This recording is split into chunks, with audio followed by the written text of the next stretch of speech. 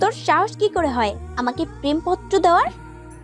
আমি ইচ্ছা করে দেইনি। তোকে আর কিছু বলতে হবে না। তোদের মতো কিছু ছেলের জন্যই আজকে মেয়েরা সমাজে অবহেলিত। প্রথম দিন ভার্সিটিতে এসেই মেয়েদের প্রেমপত্র দেওয়া শুরু।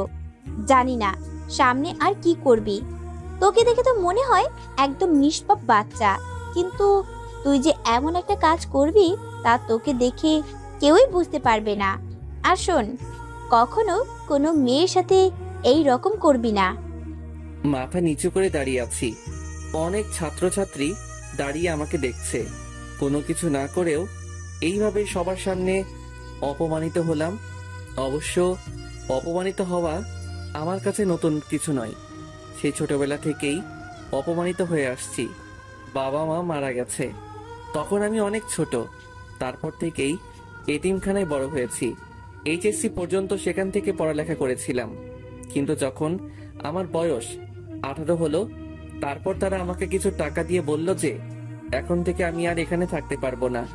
সেখান থেকে চলে আসার পর বুঝেছি জীবন সংগ্রামে বেঁচে থাকাটা কত কঠিন। কলেজে ভালো রেজাল্ট করেছি বিধায় এই কলেজে অনার্সে চান্স পেয়েছি। আমি পারভেজ, আর এই দুনিয়ায় আমি শুধু একা, কেউ নেই আমার। কলেজে গেট দিয়ে ঢুকে সামনে যাইতেছি, তখনই কেউ একজন ডাক দিল। সামনে যাওয়ার পর বলল, কলেজে নতুন নাকি? জি ভাইয়া, নতুন। নাম কি? পারভেজ। তোমাকে দেখে তো ভদ্র মনে হয়, কিন্তু তুমি এই বিয়াদবিটা কি করে করলা? আমি কি করেছি ভাইয়া? আমরা তোমার সিনিয়র, আর তুমি আমাদের সালাম না দিয়ে চলে যাচ্ছিলে কেন? দুঃখিত ভাইয়া, আমি খেয়াল করিনি। এখন থেকে দিবে। ঠিক আছে, এবারের মতো মাফ করে দিলাম। এই খামটা নাও। আর ওই যে দেখতেছো যে একটা মেয়ে দাঁড়িয়ে কথা বলছে, ও আমার ফ্রেন্ড। তুমি ক্লাসে যাওয়ার সময় ওই মেয়েটাকে এই খামটা দিবা। এটা খুবই গুরুত্বপূর্ণ একটা কাগজ। আচ্ছা ভাইয়া, দিব। তারপর মেয়েটাকে খাম দেওয়ার পর কি হলো তা তো আপনারা জানেনই। ক্লাসে চলে আসলাম। কিছুক্ষণ পর দেখলাম ওই ছেলেগুলো আর ওই মেয়েটাও ক্লাসে আসছে। তার মানে ছেলেগুলো আমার সিনিয়র নয়। স্যার এসে সবার সাথে পরিচয় পর্ব সেরে নিলেন। প্রথম দিন ছিল বলে আজকে তেমন আর ক্লাস হয়নি।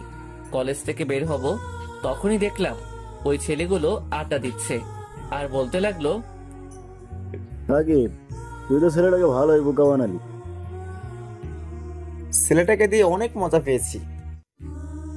তাজা বলেছিস, ছেলেটা কিন্তু ভীষণ বোকা। কালকে আবার নতুন কিছু দিতে হবে, ওকে? এই বলে সবাই হাসতে লাগলো। কলেজ থেকে বের হয়ে আসলাম আর ভাবতে থাকলাম এদের থেকে যতই দূরে থাকবো ততই ভালো। যাই হোক, এক রুমের বাসা ভাড়া করেছিলাম আর এতিমখানা থেকে একটা হোটেলে চাকরির ব্যবস্থা করে দিয়েছিল। 3টা থেকে রাত 9টা পর্যন্ত ডিউটি। বাসায় গিয়ে কিছু খেয়ে ঘুমিয়ে পড়লাম। ঘুম থেকে উঠতে একটু দেরি হয়ে গেছিল, তাই হোটেলে ঠিক টাইমে পৌঁছাতে পারি নাই। হোটেলে পৌঁছানোর পর ম্যানেজার বলল, এই জন্যই তোমাদের মতো ভার্সিটি পড়ুয়া ছেলেদের কাজ দিতে নেই। প্রথম দিনেই দেরি। সরি স্যার, আর হবে না। যাও কাজ করো। রাত 9টার সময় কাজ শেষ হলো। বাসায় আসতে আসতে 10টা বেজে গেল। রাতের খাবার হোটেলেই খাই। বাসায় এসে পড়তে বসলাম। পড়া শেষ করে ঘুমাতে গেলাম। সকালে ঘুম থেকে উঠে ফ্রেশ হয়ে কিছুক্ষণ পড়লাম। তারপর কলেজে গেলাম। কলেজে যাওয়ার পর আবার সেই ছেলেটা সাকিব ডাক দিল। তোকে না বলেছিলাম আমাদের সালাম দিতে? সালাম কেন দিব? আমরা তো একসাথেই পড়ি। তোরে তো। তখনই একজন স্যার চলে আসলো। কি হচ্ছে কি এখানে? যাও ক্লাসে যাও। তারপর ক্লাসে চলে আসলাম। ক্লাসটা শেষ করে যখনই বাইরে আসবো তখনই একটা ছেলে আমাকে ধাক্কা দিল। তোর সাহস কি করে হয় আমাকে জড়িয়ে ধরার? আমি ইচ্ছে করে করিনি, কে যেন আমাকে ধাক্কা দিয়েছে। অন্যায় করে আবার মিথ্যা কথা বলিস? প্রথম দিন আমাকে লাভ স্টোরি দিলি, আজকে আবার জড়িয়ে ধরেছিস। তোকে যেন আর কখনো আমার সামনে না দেখি। এই বলে মেয়েটা চলে গেল। তখনই সাকিব বলল, কিরে, কেমন দিলাম? এখন থেকে সব সময় আমাকে সালাম দিবি। কিছু বললাম না, জানি এদের কিছু বলে লাভ হবে না। চলে আসলাম সেখান থেকে। রাস্তা দিয়ে হাঁটছি। আমি কি শুধু সবার কাছে অবহেলিত হয়ে থাকবো? বাইরের পৃথিবীটা যে কত কষ্টের তা এখন বুঝতে পারছি। বাসায় চলে আসলাম। আজকে আর ঘুমালাম না, ঠিক টাইমেই হোটেলে চলে আসছি।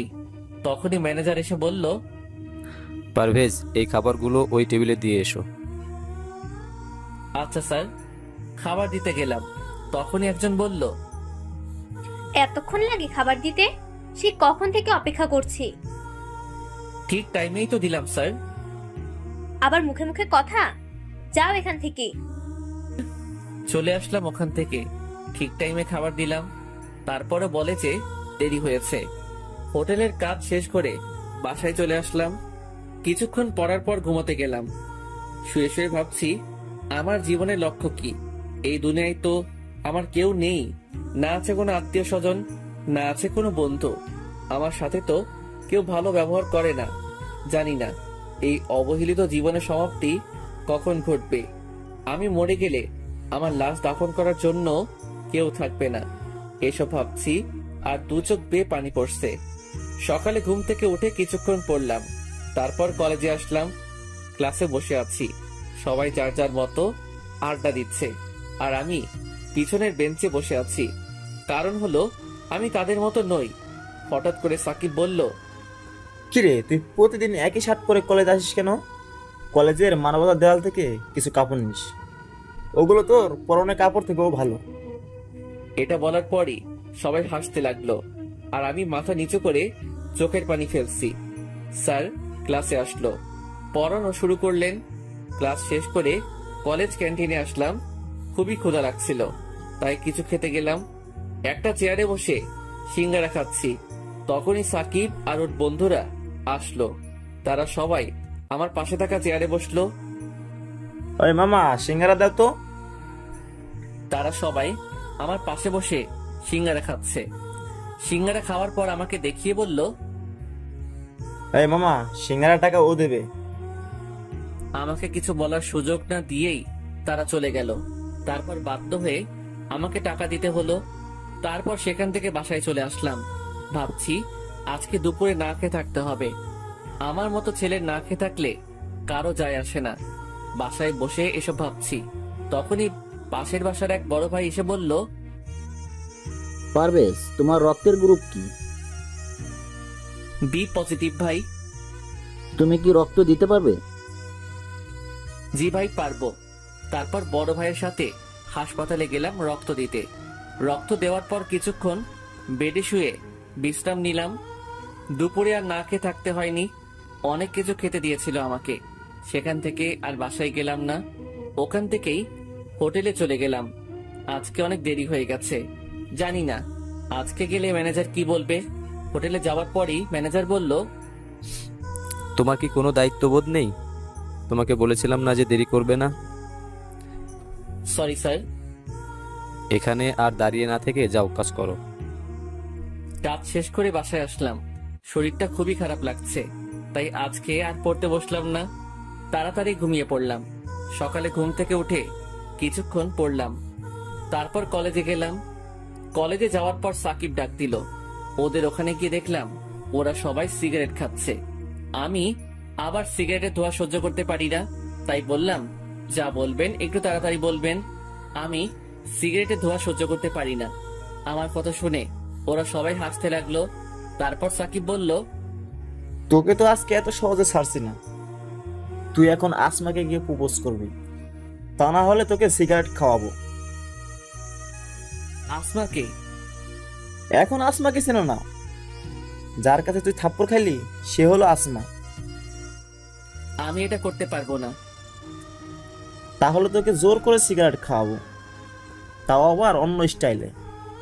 এই গাঁজাগুলো সিগারেটের ভিতর ভর, তারপর ওকে জোর করে খাওয়াবো। দয়া করে আমার সাথে এমনটা করবেন না। তাহলে যা, আসমাকে প্রপোজ কর। বাধ্য হয়ে প্রপোজ করতে গেলাম। আসমার সামনে গিয়ে মাথা নিচু করে আসমাকে প্রপোজ করলাম। ছোট লোকের বাচ্চা, তুই আবার আমাকে প্রপোজ করেছিস? তোকে বলেছিলাম না আর কখনো আমার সামনে আসবি না। তারপর আমাকে প্রিন্সিপালের রুমে নিয়ে গেল। স্যার আমাকে অনেক বিরক্ত করছে। তুমি আসমাকে বিরক্ত কেন করছো? তোমাদের মতো ছেলেদের জন্য কলেজের মান সম্মান নষ্ট হয়। আমি তোমাকে কলেজ থেকে বহিষ্কার করব।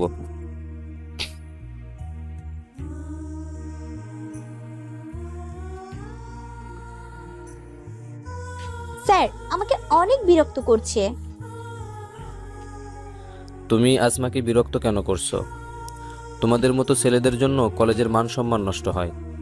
আমি তোমাকে কলেজ থেকে বহিষ্কার করব। আমি প্রিন্সিপালের পায়ে ধরে বলতে লাগলাম, স্যার দয়া করে আমাকে বহিষ্কার করবেন না, আমি আর কখনো এমনটা করব না। যদি আর কখনো তোমার নামে অভিযোগ আসে তাহলে তুমি আর কোনো সুযোগ পাবে না। যাও এখন। তারপর সেখান থেকে চলে আসলাম।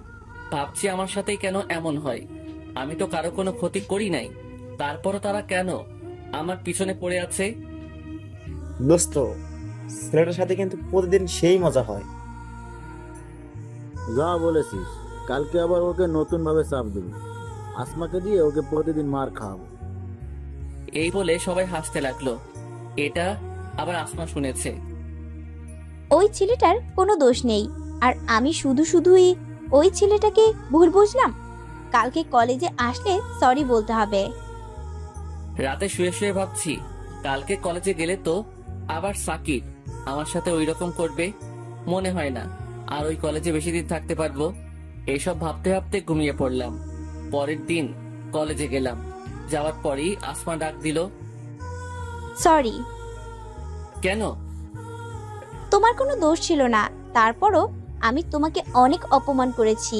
গতকালকে আমি সাকিবের কাছ থেকে সব শুনেছি। আমাকে মাফ করে দাও, আমি সত্যি খুব দুঃখিত। তোমার তো কোনো দোষ নেই, তোমার জায়গায় অন্য কোনো মেয়ে থাকলেও এটাই করতো। আচ্ছা তাহলে আজ থেকে তুমি আমার বন্ধু। তোমার নাম কি?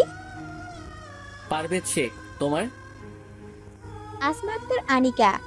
আজকে থেকে তাহলে আমরা বন্ধু। না। কেন? তার মানে তুমি আমাকে মাফ করতে পারো নাই? দেখো, তুমি বড়লোক বাবার মেয়ে আর আমি রাস্তার ছেলে, তোমার সাথে আমার বন্ধুত্ব করা ঠিক হবে না। আর কখনো এই কথা বলবে না। তুমি যেমনই হও না কেন, তারপরও তুমি আমার বন্ধু। তারপরও আর কোনো কথা বলবি না। এখন থেকে আমাকে তুই করে বলবি। আচ্ছা, চেষ্টা করব। তারপর ক্লাসে চলে গেলাম। প্রথমবার আমি সামনের বেঞ্চে বসলাম, তাও আবার আসমার সাথে। ক্লাস শেষ করে আসমার সাথে ক্যাম্পাসে বসে আছি। তোর মোবাইল নাম্বার দে। আমি ফোন চালাই না। মানে তোর কি কারোর সাথে কথা বলার প্রয়োজন মনে হয় না? না। কেন? আমার কেউ নেই। কেউ নেই মানে? এই দুনিয়ায় আমার আপনজন বলতে কেউ নেই, আমি এতিম। আর কখনো নিজেকে এতিম বলবি না। আজকে থেকে আমি তোর আপনজন। আয় এখন আমার সাথে। কোথায়? আসলেই দেখতে পাবি। তারপর আসমা আমাকে একটা মোবাইলের দোকানে নিয়ে গিয়ে একটা মোবাইল কিনে দিল। আমার সব কথা শুনে করুণা করতেছেন আমাকে। দিব একটা থাপ্পড়। এত বেশি বুঝিস কেন? তোরে এই মোবাইল দিয়েছি আমার সাথে কথা বলার জন্য। এখন চলো। কোথায়? চল। তারপর আমাকে একটা রেস্টুরেন্টে নিয়ে গেল। দুপুরে একটা রেস্টুরেন্টে খেলাম। খাওয়ার পর আসমাকে বললাম, আমি তাহলে এখন যাই। কোথায় যাবি? কাজে যাব। মানে? আমি একটা হোটেলে চাকরি করি, 2টা থেকে রাত 10টা পর্যন্ত। চল আমি তোকে নামিয়ে দিয়ে আসি। তারপর আসমা আমাকে ওর গাড়িতে করে আমাকে হোটেলে নামিয়ে দিল। হোটেলের কাজ শেষ করে বাসায় গেলাম। বাসায় যাওয়ার পর পড়তে বসলাম। তখনই আসমা ফোন দিল। কি করিস? এইমাত্র বাসায় আসলাম, এখন পড়তেছি। ভালো। তা কিছু খেয়েছিস? হ্যাঁ, হোটেল থেকে খেয়ে এসেছি। তুই? এই মাত্রই খেলাম। ভালো। আচ্ছা তাহলে পর, কালকে কলেজে কথা হবে। আচ্ছা। পড়া শেষে ঘুমিয়ে পড়লাম। সকালে ঘুম থেকে উঠে ফ্রেশ হয়ে কিছুক্ষণ পড়লাম, তারপর কলেজে গেলাম। কলেজে যাওয়ার পর সাকিব ডাক দিল। ওই ফকিন্নি, এদিকে আয়। জি ভাইয়া, আসছি। কোথা থেকে যেন আসমা এসে বলল, ও যাবে না, তা তুই বলার কে? আমি ওর বন্ধু। আর আজকে থেকে তোরা ওকে আর কোনো বিরক্ত করবি না। তোরা এতদিন ওর সাথে যা করেছিস তার সবই আমি জানি। আর যদি কখনো ওর সাথে খারাপ কিছু করার চেষ্টা করিস তাহলে প্রিন্সিপালের কাছে বলে তোকে কলেজ ছাড়া করাবো। এই বলে আমাকে নিয়ে অন্য জায়গায় চলে গেল। তোর সাথে যে ওরা এত খারাপ ব্যবহার করে তুই কি ওদের কিছু বলিস না? কি বলবো, সবই আমার কপালের দোষ। সবাই আমার সাথে ওই রকম করে। আজ থেকে কেউ যদি তোর সাথে খারাপ ব্যবহার করে তাহলে তুই তার প্রতিবাদ করবি। তারপর রুমে আসলাম। একটা ক্লাস করার পরই আসমা বলল, চল, কোথায়? ক্লাস করবি না? আজকে আর ক্লাস করব না, এখন তুই আর আমি ঘুরতে যাব। তারপর আসমা আমাকে নিয়ে নদীর পাড়ে একটা পার্কে ঘুরতে গেল। একটা বেঞ্চের উপর দুজনে বসে আছি, হালকা বাতাস বইছে, খুবই ভালো লাগতেছে। হঠাৎই আসমা আমাকে বলল, আচ্ছা, তুই কি কখনো কোনো মেয়ের প্রেমে পড়েছিস? কখনো এটা নিয়ে ভাবিনি। কেন? কিভাবে বেঁচে থাকবো তার ঠিক নাই, আবার প্রেমে পড়বো? তুই কি কারো প্রেমে পড়েছিস? অল্প অল্প। বুঝলাম না। বুঝতে হবে না, এখন চল ফুচকা খাবো। তারপর আসমা আমাকে নিয়ে ফুচকা খেতে গেল। ফুচকা খাওয়ার পর আসমা আমাকে হোটেলে নামিয়ে দিল। হোটেলের কাজ শেষে রাতে বাসায় গিয়ে শুয়ে শুয়ে ভাবছি, জীবনে প্রথমবার মনে হলো আমি একা নই। প্রথমবার মনে হলো কোনো আপনজনের ভালোবাসা পেয়েছি। যতক্ষণ আসমার সাথে ছিলাম ততক্ষণ মনেই হয়নি যে এই দুনিয়ায় আমার কেউ নেই। জানি না আসমা আমাকে কি ভাববে, কিন্তু আমি চাই ও এভাবেই সব সময় আমার সাথে থাকুক। এসব ভাবতে ভাবতে ঘুমিয়ে পড়লাম। সকালে আসমার কলে ঘুম ভাঙলো। তারপর ঘুম থেকে উঠে ফ্রেশ হয়ে কিছুক্ষণ পড়লাম, তারপর কলেজে গেলাম। কলেজে যাওয়ার পর আসমা বলল, তোর চোখ লাল কেন? রাতে ঠিকভাবে ঘুম হয়নি। কেন? এমনি। আচ্ছা, যাই হোক, আজকে তোকে হোটেলে যেতে হবে না। কেন? আজকে আমার জন্মদিন, সন্ধ্যায় বাসায় পার্টি আছে, আর তুই সেখানে অবশ্যই আসবি। শুভ জন্মদিন, কিন্তু আমি না গেলে হয় না? আমি একটা এতিম ছেলে, আমার ভালো কোনো জামা কাপড় নেই। আর সব থেকে বড় কথা হলো আমার পরিচয় দেওয়ার মতো পরিচয় নেই। কেউ জিজ্ঞাসা করলে কি বলবো? কি বললি তুই? কেন? আসলে কি হবে? আর তুই আমার বন্ধু, এইটাই তোর পরিচয়। আমি সত্যি বলছি, আসলে সেখানে কত বড় বড় লোক থাকবে, আর আমি সামান্য একটা হোটেলে কাজ করা এতিম ছেলে। তুই অনেক কথা শুনবি, সবাই বলবে আমার মতো একটা ছেলে কি করে তোর বন্ধু হলো। সবাই কি বললো তা আমি পরোয়া করি না। তুই যদি আমাকে তোর বন্ধু মনে করিস তাহলে অবশ্যই আসবি। আর এভাবে খালি খালি জন্মদিনের শুভেচ্ছা জানালে হবে না। আমার গিফট কই? মানে গিফট? গিফটের কথা শুনেই আমার মনটা খারাপ হয়ে গেল। আচ্ছা, নিয়ে আসবো। এই, আমি খুবই দুঃখিত, আমি তো মজা করছিলাম। তোর কোনো গিফট আনতে হবে না, তুই আসলেই আমি খুশি। না, তা কি করে হয়? সেখানে সবাই তো গিফট নিয়ে আসবে। সবাই আর তুই এক না, তোর কাছে আমার কোনো গিফট চাই না। আমার কাছে তুই আমার জন্য গিফট। তোর সাথে সময় কাটানোর পর যে ভালো লাগা কাজ করে তা আমার জীবনে আর কখনো হয়েছে কিনা জানি না। তোর কোনো গিফট আনতে হবে না, শুধু তুই আসলেই আমি অনেক খুশি হব। আচ্ছা, দেখা যাবে, এখন চল।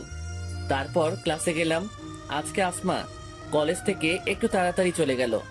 আসমা চলে যাওয়ার পর কেমন জানি ভালো লাগছিল না, তাই আমিও বাসায় চলে আসলাম। বাসায় এসে ভাবতে থাকলাম আমার কি করা উচিত। সেখানে যাওয়া কি ঠিক হবে, না শুধু গিফটটা দিয়ে আসবো? যদি যাই তাহলে আসমা অনেক কথা শুনবে, সেটা আমি নিশ্চিত। আর যদি না যাই তাহলে তো আসমা অনেক কষ্ট পাবে। না, আমি আসমাকে জেনে শুনে কষ্ট দিতে পারি না। ওই জীবনে প্রথম কোনো ব্যক্তি যে আমার এতটা খেয়াল রেখেছিল। আমি আসমাকে কখনো কষ্ট দিতে পারি না, কিন্তু আসমার জন্য কি গিফট কিনবো? যাই কিনি না কেন, সেটা ওর জন্মদিনের সব থেকে কম দামি গিফট হবে। অনেক কষ্ট করে 2000 টাকা জমিয়েছিলাম, ভেবেছিলাম বাবা মায়ের জন্য মিলাদ পড়াবো। ভাবছি সেটা পরে পড়াবো। ওই টাকা দিয়ে আসমার জন্য একটা শাড়ি কিনবো। সন্ধ্যার সময় দোকান থেকে একটা শাড়ি কিনে আসমাদের বাসায় গেলাম। গেট দিয়ে ঢুকবো, তখনই দারোয়ান এসে বাধা দিল। দাঁড়ান, কোথায় যাচ্ছেন? ভিতরে যাব। কে আপনি যে ভিতরে যাবেন? আমি আসমার বন্ধু। দারোয়ান আমার দিকে অনেকক্ষণ তাকিয়ে থেকে তারপর বলল, ফাইজলামি করেন? আপনি কিভাবে আসমা ম্যাডামের বন্ধু হতে পারেন? সরি পারভেজ, আপনি ওকে ঢুকতে দিলেন না কেন? দুঃখিত ম্যাডাম, আমি বুঝতে পারি নাই। তারপর আসমা আমাকে বাড়ির ভিতরে নিয়ে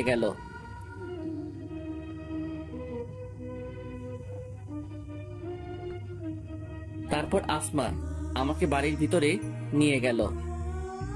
বাড়ির ভিতরে ঢুকেই তো আমি অবাক চোখে তাকিয়ে আছি। অনেক বড় বাড়ির ভিতরে নিয়ে আসলো আমাকে, আর পুরো বাড়ি অনেক সুন্দর করে সাজানো হয়েছে। এখানে যারা এসেছে তারা সবাই অনেক বড় লোক, আর আমাকে দেখে যে কেউই বুঝে যাবে আমি কি রকম ছেলে। সবাই আমার দিকে তাকাচ্ছে, কেমন জানি লাগছে আমার। এখানে না আসলেই বুঝি ভালো হতো, এসব ভাবতে থাকলাম। তারপর আসমা আমাকে নিয়ে কেক কাটতে গেল। প্রথমে ওর বাবা মা, তারপর আমাকে খাইয়ে দিল। আমি বোকার মতো আসমার দিকে তাকিয়ে আছি, আর বাকিরা সবাই অনেক অবাক হয়েছে, কারণ আমার মতো একটা ছেলেকে আসমা ওর বাবা মায়ের পর কেক খাইয়ে দিল। আমি আসমাকে কিছু বলতেও পারছি না। এখান থেকে তাড়াতাড়ি যেতে পারলেই বাঁচি। খাওয়া দাওয়ার পর আসমা বলল, বাবা মায়ের সাথে কথা বলবি, চল। ইয়ে মানে আজকে না বললে হয় না? কেন, কি হয়েছে? আমার শরীর খুবই খারাপ লাগছে। আমি এখন বাসায় যাই, পরে একসময় কথা বলবো। আচ্ছা যা, বাসায় গিয়ে ফোন দিস। এই প্যাকেটটা রাখো। কি আছে এতে? খোলার পরই দেখতে পারবি। আচ্ছা, এখনই খুলতেছি। এই না, এখন খুলতে হবে না, পরে খুলিস। পরে খুলবো কেন? কি আছে এতে? সেটা পরে খুললেই দেখতে পারবি। আমি এখন যাই। তারপর সেখান থেকে বাসায় চলে আসলাম।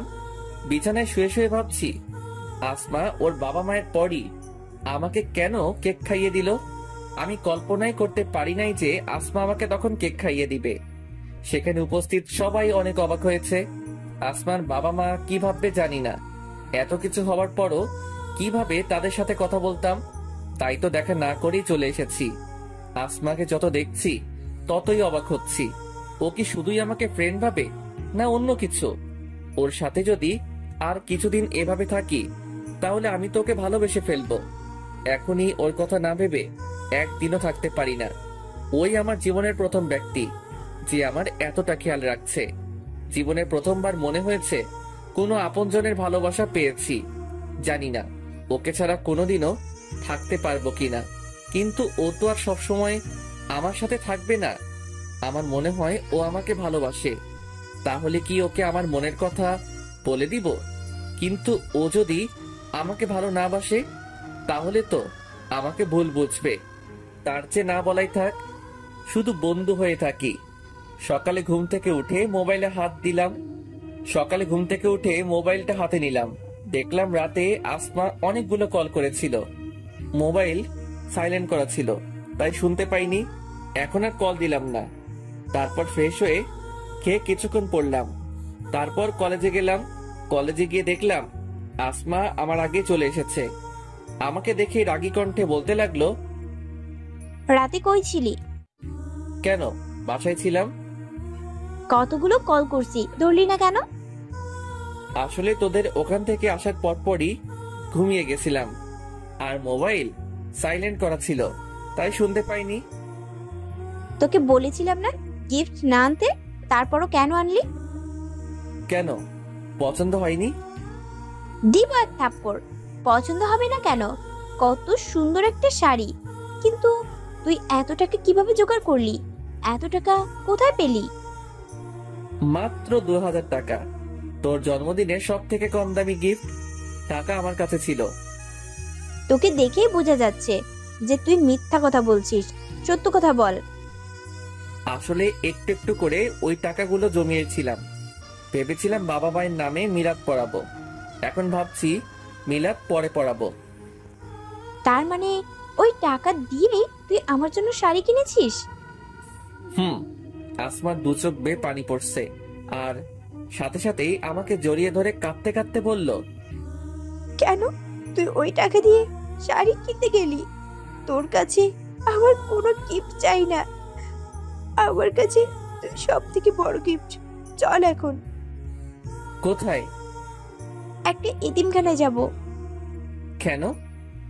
তোর বাবা মায়ের জন্য মিলাদ পড়াতে।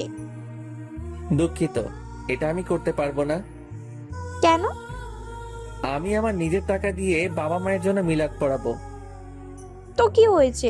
মনে কর আমার টাকাই তোর টাকা। কিছু মনে করিস না, আমার নিজের উপার্জিত টাকা দিয়ে মিলাদ পড়াবো, কারো কাছ থেকে নিয়ে নয়। আর এখন বল, শাড়িটা কেমন লাগছে? অনেক সুন্দর। তা কখনো কি শাড়িটা পরবি? পরবো না কেন? না মানে শাড়িটা তো অনেক কম দামি। তুই তো মনে হয় এত কম দামি জিনিস পরিস না, তাই বললাম। পরিনি তো কি হয়েছে, এখন থেকে পরবো। কালকে বিকালেই শাড়ি পরে তোর সাথে নদীর পাড়ে ঘুরতে যাব। দেখা যাবে, এখন চল। তারপর ক্লাস করে বাসায় চলে গেলাম। ফ্রেশ হয়ে হোটেলে আসলাম। ম্যানেজারকে বললাম, স্যার কালকে আমার ছুটি লাগবে। তারপর ম্যানেজার বলল, রোজ রোজ তোমাকে ছুটি দিতে পারবো না। যদি কাজ করতে মন না চায় তাহলে আর আসার দরকার নেই। সরি স্যার, আর কখনো ছুটি নিব না, শুধু কালকেই লাস্ট। মনে থাকে যেন কথাটা।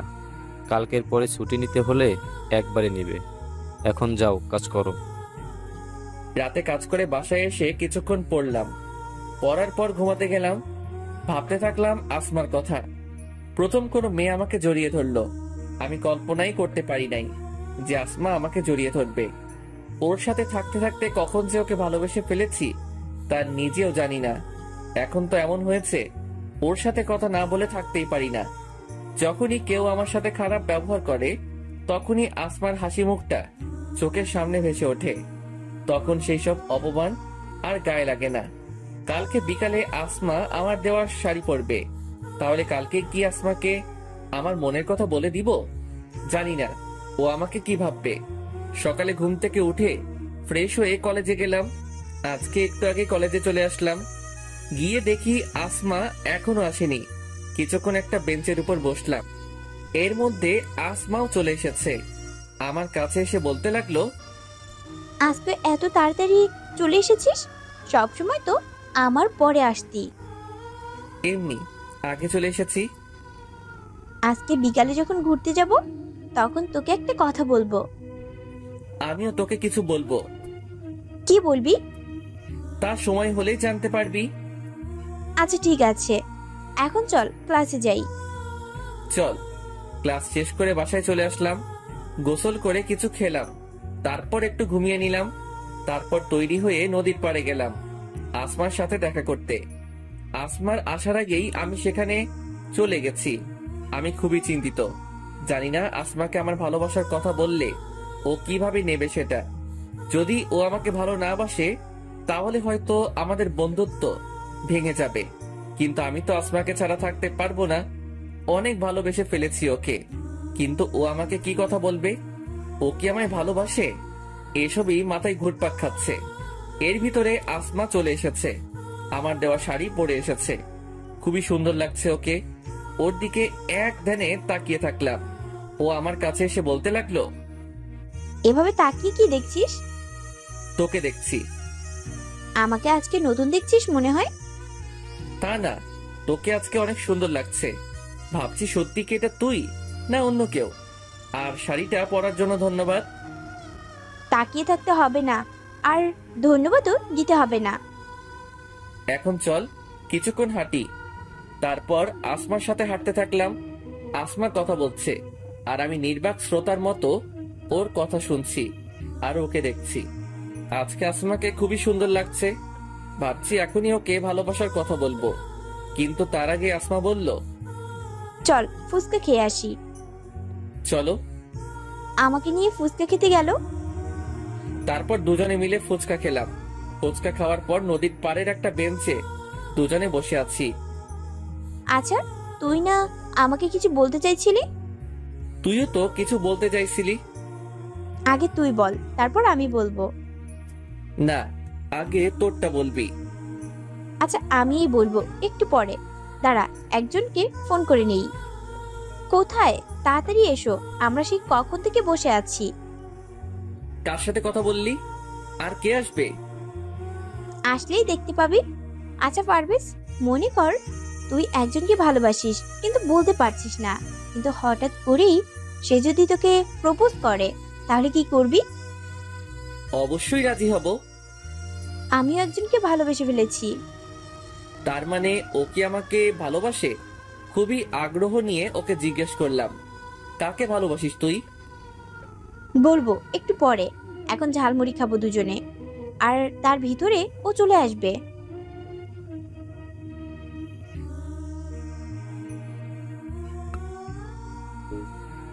বলবো একটু পরে, এখন ঝালমুড়ি খাবো দুজনে, আর তার ভিতরে ও চলে আসবে।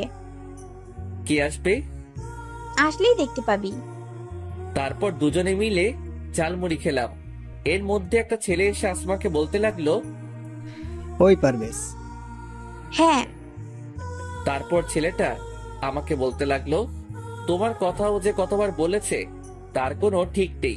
তুমি নাকি ওর লাইফে খুবই গুরুত্বপূর্ণ একজন। আমি আসমাকে জিজ্ঞেস করলাম, ছেলেটা কে? ও রাব্বি, আর আমি ওকেই ভালোবাসি। আসমার মুখে এই কথা শুনে মুহূর্তের মধ্যেই আমার মনে হলো কেউ আমার বুকে চাবুক দিয়ে আঘাত করতেছে। আসমাকে দেখে মনে হচ্ছে ও খুবই খুশি। কোনো রকমে চোখের পানি আটকে হাসি মুখে আসমাকে বললাম, কবে থেকে? আগে তো বললি না। ওকে আমি অনেক আগে থেকেই ভালোবাসি, কিন্তু ওকে কখনো বলা হয়নি। আমাদের বাসার পাশেই ওর বাসা। ওই আমার লাইফের ফার্স্ট ক্রাশ। আর আমার জন্মদিনের পার্টির পর ও আমাকে প্রপোজ করে। আমি প্রথমে খুবই অবাক হয়ে গেছিলাম, কারণ এর আগে কখনোই ও আমার সাথে কথা বলে নাই। আমি শুধু ওকে দূর থেকে দেখতাম। ও প্রপোজ করায় আমি এতটাই অবাক হয়ে গেছিলাম যে কিছুই বলতে পারছিলাম না। তারপর ও বলে যে আমাকে সময় নিতে। তারপর আমি আজকে ওকে হ্যাঁ বলে তোর সাথে পরিচয় করিয়ে দিতে আসলাম। হ্যাঁ, খুব ভালো একজন বন্ধু। আমার আসলে একটা কাজ আছে, তাই আমাকে এখন যেতে হবে। তোরা আড্ডা দে। তুই না আজকে হোটেল থেকে ছুটি নিলি?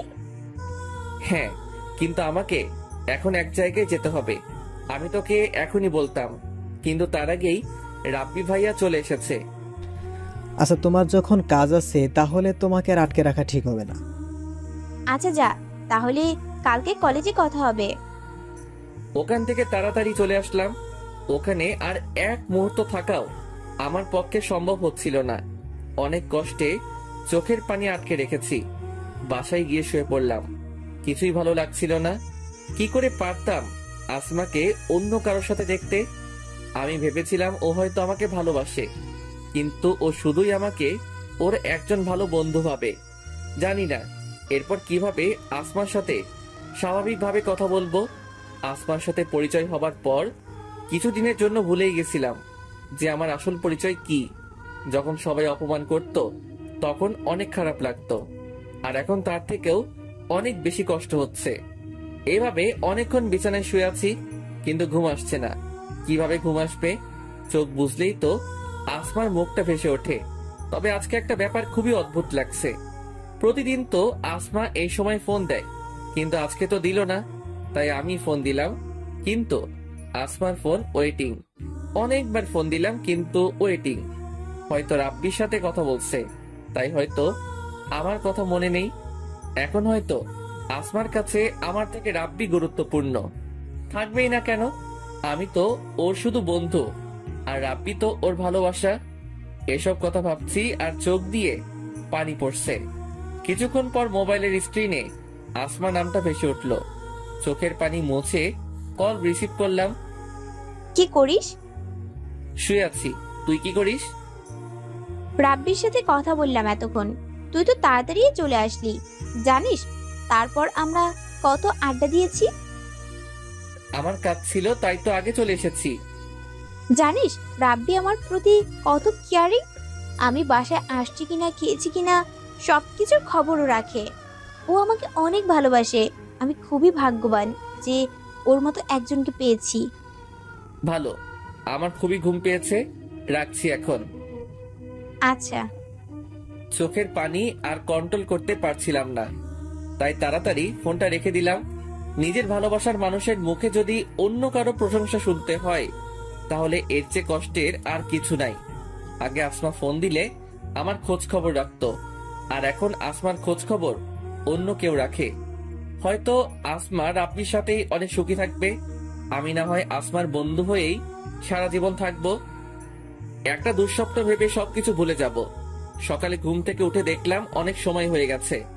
রাতে ঠিক মতো ঘুমাতে পারি নাই, তাই সকালে তাড়াতাড়ি উঠতে পারি নাই। তাড়াতাড়ি ফ্রেশ হয়ে কিছু খেয়ে কলেজে গেলাম। কলেজে গিয়ে দেখলাম আসমা এখনো আসেনি। একা একা একটা বেঞ্চের উপর বসে আছি। ক্লাসের সময় হয়ে গেল কিন্তু আসমা এখনো এলো না, তাই ফোন দিলাম আসমাকে। কোথায় তুই? কলেজে আসবি না? আজকে আসবো না, রাব্বির সাথে নদীর পাড়ে ঘুরতে আসছি। আচ্ছা ঠিক আছে, রাখছি তাহলে। গতকালকেও তো আসমার সাথে কথা বললাম, তখন তো বললো না যে আজকে কলেজে আসবে না। হয়তো আমাকে বলার প্রয়োজন মনে করেনি। আমি একাই ক্লাস করলাম, তারপর বাসায় চলে আসলাম। বাসায় এসে ফ্রেশ হয়ে হোটেলে যাবার জন্য রওনা দিলাম। রাস্তা দিয়ে হাঁটছি আর ভাবছি কেন যে আসমার সাথে পরিচয় হলো, তাহলে হয়তো এখন কষ্ট পেতাম না। জীবনে সবকিছুতেই তো অবহেলিত হয়ে এসেছি, ভালোবাসার বেলায় তার ব্যতিক্রম কেন হবে? এসব ভাবছি আর হাঁটছি, তখনই দেখলাম আসমা আর রাব্বি বাইকে করে যাচ্ছে। রাব্বি বাইক চালাচ্ছে আর আসমা ওকে পেছন থেকে জড়িয়ে ধরে আছে। আমি আর ওদেরকে ডাক দিলাম না, ওরা ওদের মতো যাচ্ছে। আমি তাড়াতাড়ি হোটেলে চলে গেলাম। আসমাকে অন্য কারোর সাথে দেখলেই খুবই খারাপ লাগে। ও তো এখন খুবই ব্যস্ত, তাই হয়তো আমার খবর নেওয়ার সময় পাইনি। হোটেলে এসে কাজ করতেছিলাম। আজকে কেন জানি কাজ করতেও ভালো লাগছিল না। অন্য মনস্ক হয়ে খাবার নিয়ে একটা টেবিলে গেলাম। অসাবধানতা বশত কিছু খাবার একটা মেয়ের গায়ে পড়লো। ছোট লোক কোথাকার, দেখে কাজ করতে পারিস না? দিলি তো আমার জামাটা নষ্ট করে। জানিস তোর থেকে আমার জামার দাম বেশি। এর ভিতরে ম্যানেজার চলে এসেছে। কি হয়েছে এখানে? এই ছোট লোকটা আমার গায়ে খাবার ফেলে দিয়েছে। আমরা খুবই দুঃখিত ম্যাম, দয়া করে আর রাগারাগি করবেন না, তাতে আমাদের হোটেলের সম্মান নষ্ট হবে। আমরা ওর বিচার করব। পারভেজ, তুমি আমার সাথে এসো। ম্যানেজার আমাকে নিয়ে একটা রুমে গেল, তারপর বলতে লাগলো, তোমার কি কাজ করার ইচ্ছা নেই? মাঝে মাঝে ছুটি নাও, সময় মতো আসো না। তার উপর আবার আজকে যে ঘটনা ঘটালে, এরপর আর তোমাকে কাজে রাখা সম্ভব নয়। স্যার দয়া করে আমাকে কাজ থেকে বের করে দিবেন না, কথা দিচ্ছি এরপর আর আমার নামে কোনো অভিযোগ আসতে দিব না। মাফ করতে পারি এক শর্তে, এখন গিয়ে ওই মেয়েটার কাছে সরি বলবে। সে যদি মাফ করে তাহলেই তোমার চাকরি থাকবে। ঠিক আছে স্যার। তারপর মেয়েটার কাছে গিয়ে বললাম, সরি ম্যাম, আমাকে মাফ করে দিন, আমার ভুল হয়ে গেছে। দিলাম মাফ করে, এখন যা। হোটেলের কাজ করে রাতে বাসায় আসলাম। বিছানায় শুয়ে শুয়ে ভাবছি দুনিয়াটা বড় অদ্ভুত। অপরাধ না করেও মাপ চাইতে হলো। আর মেয়েটা যা বলেছে ঠিকই বলেছে, আমার থেকে তার জামার দামও অনেক বেশি। আসমাকে কল দিলাম কিন্তু ওয়েটিং। অনেকবার কল দিলাম কিন্তু ওয়েটিং। বিছানায় শুয়ে আছি, ভাবছি আসমা হয়তো কল দিবে, কিন্তু অনেক সময় হয়ে গেল কিন্তু কল দিল না। ওর কাছে কি আমি এতটাই মূল্যহীন যে একবার আমাকে কল দিতেও পারলো না? ওকে তো আর আমি ভালোবাসতে বলছি না, আমি তো শুধু ওর বন্ধু হয়েই থাকতে চাইছিলাম। এগুলো ভাবতে ভাবতে একটা সময় ঘুমিয়ে গেলাম। সকালে ঘুম থেকে উঠেই আগে ফোনটা হাতে নিলাম, কিন্তু যে আশায় হাতে নিয়েছিলাম তা পূরণ হয়নি। আসমা আমাকে একটিবারও কল করেনি, হয়তো ওর কাছে এখন রাব্বি সব। ফ্রেশ হয়ে কিছুক্ষণ পড়লাম, কিন্তু পড়ায় একদমই মন বসছিল না। তারপরও পড়ার চেষ্টা করলাম। পড়া শেষে কিছু খেয়ে কলেজে আসলাম। গিয়ে দেখি আসমা এখনো আসেনি, তাই একা একা একটা বেঞ্চের উপর বসে সময় কাটালাম। ক্লাস শুরু হওয়ার কিছুক্ষণ আগে আসমা আসলো। এত দেরি হলো কেন আজকে? আর বলিস না, গতকাল অনেক রাত পর্যন্ত রাব্বির সাথে কথা বলেছিলাম, তাই ঘুম থেকে উঠতে দেরি হয়েছে। রাতে তোকে অনেকবার কল দিয়েছিলাম। সরি, আমি খেয়াল করিনি। রাব্বির সাথে কথা বলে ঘুমিয়ে গেছিলাম, তাই মনে ছিল না। প্লিজ কিছু মনে করিস না। আরে না, মনে করার কি আছে? আচ্ছা, বিকালে তোর সাথে নদীর পাড়ে ঘুরতে যাব, ঠিক আছে? না, বিকালে যাওয়া যাবে না। হোটেল থেকে আমাকে ছুটি দিবে না। তাহলে কালকে কলেজ ডেমে যাব, ঠিক আছে? আচ্ছা। তারপর ক্লাস করে বাসায় চলে আসলাম। আজকে অনেক খুশি লাগছে, কারণ কালকে আসমার সাথে ঘুরতে যেতে পারবো। এত খুশি হয়ে কাজ নাই। এখন তাড়াতাড়ি রেডি হয়ে হোটেলে যেতে হবে। দেরি করলে চাকরি থাকবে না, আমাকে আর কোনো সুযোগও দিবে না। ঠিক সময়ে হোটেলে চলে আসলাম। তারপর নিজের কাজ করতে লাগলাম। আমাকে দেখে ম্যানেজার বলতে লাগলো, প্রতিদিন এভাবে ঠিক সময়ে আসবে আর ভালোভাবে কাজ করবে। জি স্যার। আজকে কাজ করেও কেন জানি অনেক আনন্দ পাচ্ছি। হয়তো আসমার জন্য, কারণ কালকে ওর সাথে নদীর পাড়ে ঘুরতে যাব। অনেকদিন পর আসমার সাথে আড্ডা দিব, ভাবতেই অনেক ভালো লাগছে। কাজ করে বাসায় চলে আসলাম। ফ্রেশ হয়ে কিছুক্ষণ পড়লাম। তারপর ভাবছি আসমাকে একটা ফোন দিব। যেই ভাবা সেই কাজ, আসমাকে ফোন দিলাম, কিন্তু ফোন ওয়েটিং। অনেকবার ফোন দিলাম, তাও ওয়েটিং। তোর মুডটাই খারাপ হয়ে গেল। আরে, আমি এত চিন্তা করছি কেন? কালকে তো আসমার সাথে কথা হবেই, এই ভেবে ঘুমিয়ে পড়লাম। সকালে কলেজে গিয়ে দেখলাম আসমা এখনো আসেনি। আগে আসমা সব সময় আমার আগেই কলেজে আসতো। ইদানিং দেখছি আসমা কলেজে খুবই লেট করে আসে। হয়তো রাতে রাব্বির সাথে কথা বলে, তাই সকালে ঘুম থেকে উঠতে দেরি হয়। মন খারাপ করে একটা বেঞ্চের উপর বসে রইলাম। কিছুক্ষণ পর আসমা আসলো।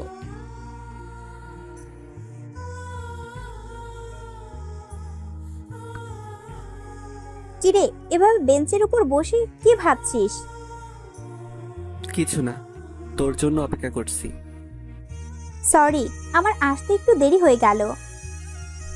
কোনো সমস্যা না। এখন চল নদীর পাড়ে যাই। চল। তারপর আমি আর আসমা নদীর পাড়ে ঘুরতে গেলাম। বেঞ্চের উপর বসে দুজনে কথা বলছি। হঠাৎ আসমা কার যেন ফোন দিয়ে আসতে বলল। কারে আসতে বললি? রাব্বিকে। মুহূর্তের মধ্যেই মনটা খারাপ হয়ে গেল। তার মানে আসমা আমার জন্য আসেনি, রাব্বির সাথে ঘুরতে এসেছে, আর আমাকে সাথে করে নিয়ে এসেছে। কিছুক্ষণ পর রাব্বি আসলো। রাব্বি আর আসমা কথা বলছে, আর আমি বোকার মতো বসে আছি। আমার খুবই খারাপ লাগতেছে। আসমা আমার সাথে কি করে করতে পারলো এমনটা? আমি তোকে ঘুরতে যাওয়ার কথা বলিনি, ও নিজেই তো আমাকে বলেছে। ওরা দুজনে কথা বলছে, মনে হচ্ছে আমি অপরিচিত কোনো মানুষ। সেখান থেকে চলে আসতে ইচ্ছা করছে। হঠাৎ করে আসমা বলল, আমার প্রচুর পানি পিপাসা লাগছে। পারভেজ, তুমি গিয়ে এক বোতল পানি কিনে নিয়ে আসো প্লিজ। আচ্ছা, তোমরা কথা বলো, আমি নিয়ে আসছি। মনে হচ্ছে ওদের সেবা করার জন্যই আমাকে নিয়ে আসছে। আমাকে এখানে এনে এইভাবে অপমান না করলেও পারতো আসমা। পানি নিয়ে বেঞ্চের এই জায়গায় আসলাম। এসে দেখি ওরা নাই। তারপর ওদের খুঁজতে লাগলাম। হঠাৎ দেখলাম ওরা অন্য এক জায়গায় বসে কথা বলছে। আমি পিছন দিকে ছিলাম, আর সেখানে অনেক গাছও ছিল, যার কারণে ওরা আমাকে দেখতে পায়নি। আমি ওদের কাছাকাছি আসতেই শুনতে পেলাম, আসমা তোমাকে কিছু বলতে চায়, জানি না তুমি কিভাবে নেবে। আমি কিছুই মনে করব না, তুমি বলো। পারভেজকে আমার মোটেই সুবিধার মনে হচ্ছে না। মানে কি বলছো তুমি? দেখো আসমা, একটা ছেলে আর একটা মেয়ে কখনো শুধু বন্ধু হয়ে থাকতে পারে না। শুধু আমিই না, সবাই বলবে এটা। তুমি পারভেজকে শুধু বন্ধু ভাবলেও আমার মনে হয় সে তোমাকে অন্য কিছু ভাবে। তুমি যখন ওই দিন পারভেজকে বলেছিলে যে তুমি আমাকে ভালোবাসো, তখন পারভেজকে দেখে মনে হয়েছিল ও একদমই খুশি হয়নি, আর তাই হয়তো ও কাজের বাহানা দিয়ে চলে গেছিল। দেখো, আমি পারভেজকে শুধুই আমার একজন ভালো বন্ধু মনে করি। আমি জানি সেটা, কিন্তু এখানে কথা হচ্ছে যে পারভেজ তোমাকে কি ভাবে। আর কোনো ফ্রেন্ডই চাইবে না তার প্রেমিকার কোনো ছেলে ফ্রেন্ড থাকুক। তুমি শুধু শুধুই পারভেজকে সন্দেহ করছো। আর ও তো আমাকে বলেনি যে ও আমাকে ভালোবাসে। তুমি শুধুই অযথা টেনশন করছো। দেখো আসমা, ও তোমার ভালো বন্ধু, তাই হয়তো এখন তুমি এই কথা বলছো। কালকে যখন ও আমার নামে তোমাকে বলবে যে আমি অন্য মেয়েকে নিয়ে ঘুরি, তখন তুমি সত্যিটা না জেনেই আমাকে সন্দেহ করবে। আর বেশিরভাগ সম্পর্কই এই জন্যই নষ্ট হয়। আর একজন মানুষের কাছে দুইজন সমান গুরুত্বপূর্ণ হতে পারে না। আর আমি চাই না যে তুমি পারভেজের সাথে কথা বলো। আর তোমার কাছে কে বেশি গুরুত্বপূর্ণ, আমি নাকি পারভেজ? এটা কেমন প্রশ্ন রাব্বি? তোমরা দুজনে আমার লাইফে সমান গুরুত্বপূর্ণ। তোমাকে আমি ভালোবাসি আর পারভেজ আমার বন্ধু। আর কোনো কারণ ছাড়া কিভাবে আমি পারভেজের সাথে সম্পর্ক নষ্ট করতে পারি? আচ্ছা, তোমার পারভেজের সাথে সম্পর্ক নষ্ট করতে হবে না। যদি কোনোদিন পারভেজ তোমাকে প্রপোজ করে তখন? আশা করি এমন দিন কখনো আসবে না। যদি এমনটা হয় তাহলে ওর সাথে আর কোনো সম্পর্ক থাকবে না। আচ্ছা, এখন এসব কথা বাদ দেই। আচ্ছা, তোমরা কথা বলো, আমি যাই। কেন? তুইও আমাদের সাথে থাক না, তোরা আড্ডা দে। যেতে হবে। আচ্ছা, যাও। তারপর আমি ওদের ওখান থেকে চলে আসলাম। আমি চাই না আমার জন্য ওদের সম্পর্কটা নষ্ট হোক, তাই ওদের আর বিরক্ত করলাম না। বাসায় এসে গোসল করলাম, তারপর কিছুক্ষণ শুয়ে থেকে হোটেলে গেলাম। আজকেও ঠিক সময় চলে আসলাম, তাই ম্যানেজারের আর বকা খেতে হলো না। কাজগুলো ঠিকভাবে করতে লাগলাম। রাতে বাসায় এসে শুয়ে শুয়ে ভাবছি, এখন থেকে আসমাকে ভুলে থাকার চেষ্টা করতে হবে। জানি ওকে ভুলে থাকা আমার পক্ষে খুবই কঠিন, কিন্তু এছাড়া আর কোনো পথ নেই। আমার ভালোবাসা কোনোদিনও সফল হবে না, বরং এভাবে চলতে থাকলে কোনোদিন জানি আসমাকে প্রপোজ করে বসি। তখন হয়তো ও আমাকে অনেক খারাপ ভাববে আর বন্ধুত্বটাও নষ্ট করে দিবে। তাই এখন থেকে কলেজে যতটা সম্ভব ওর সাথে কম কথা বলতে হবে, তাহলে হয়তো ওর মায়ায় পড়বো না। রাতে আর আসমাকে ফোন দিলাম না। সকালে ঘুম থেকে উঠে ফ্রেশ হয়ে কলেজে গেলাম। ক্লাস শুরু হওয়া মাত্র কিছুক্ষণ আগে গেলাম, গিয়ে দেখি আমার আগেই আসমা চলে এসেছে। ক্লাসের সময় হয়ে গেছে, তাই আর আসমার সাথে তেমন কথা হয় নাই। তারপর ক্লাস করে ওর সাথে কিছুক্ষণ আড্ডা দিয়ে বাসায় চলে আসলাম। আগের তুলনায় অনেক কম কথা বললাম। বাসায় এসে ফ্রেশ হয়ে কিছুক্ষণ রেস্ট নিলাম, তারপর হোটেলে গেলাম। কাজ করতে করতে হঠাৎ একটা টেবিলের দিকে তাকিয়ে অবাক হয়ে গেলাম, কারণ সেখানে রাব্বি ছিল আর ওর পাশে একটা মেয়ে বসা ছিল। তারপর একটু আড়ালে গিয়ে ওদের কথা শুনতে লাগলাম। বাবু, তুমি এখন আর আমার সাথে আগের মতো কথা বলো না কেন? আসলে বাবু, ইদানিং একটু ব্যস্ত ছিলাম তো, তাই এখন থেকে তোমাকে অনেক সময় দিব। রাগ করো না বাবু, আমি তোমাকে অনেক ভালোবাসি। আমি জানি আমার বাবুটা আমাকে অনেক ভালোবাসে। ওদের কথা শুনে তো আমি অবাক হয়ে গেছি। তার মানে রাব্বি আসমাকে ধোকা দিচ্ছে, আর ও একটা প্লে বয়। না জানি আরো কত মেয়ের সাথে সম্পর্ক আছে ওর।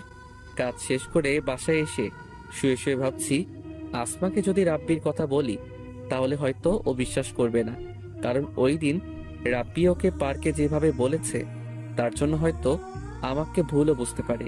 কিন্তু এটা যদি না বলি তাহলে হয়তো পরবর্তীতে ওর অনেক ক্ষতিও হতে পারে। আর যা বুঝলাম, রাব্বি মোটেও ভালো না।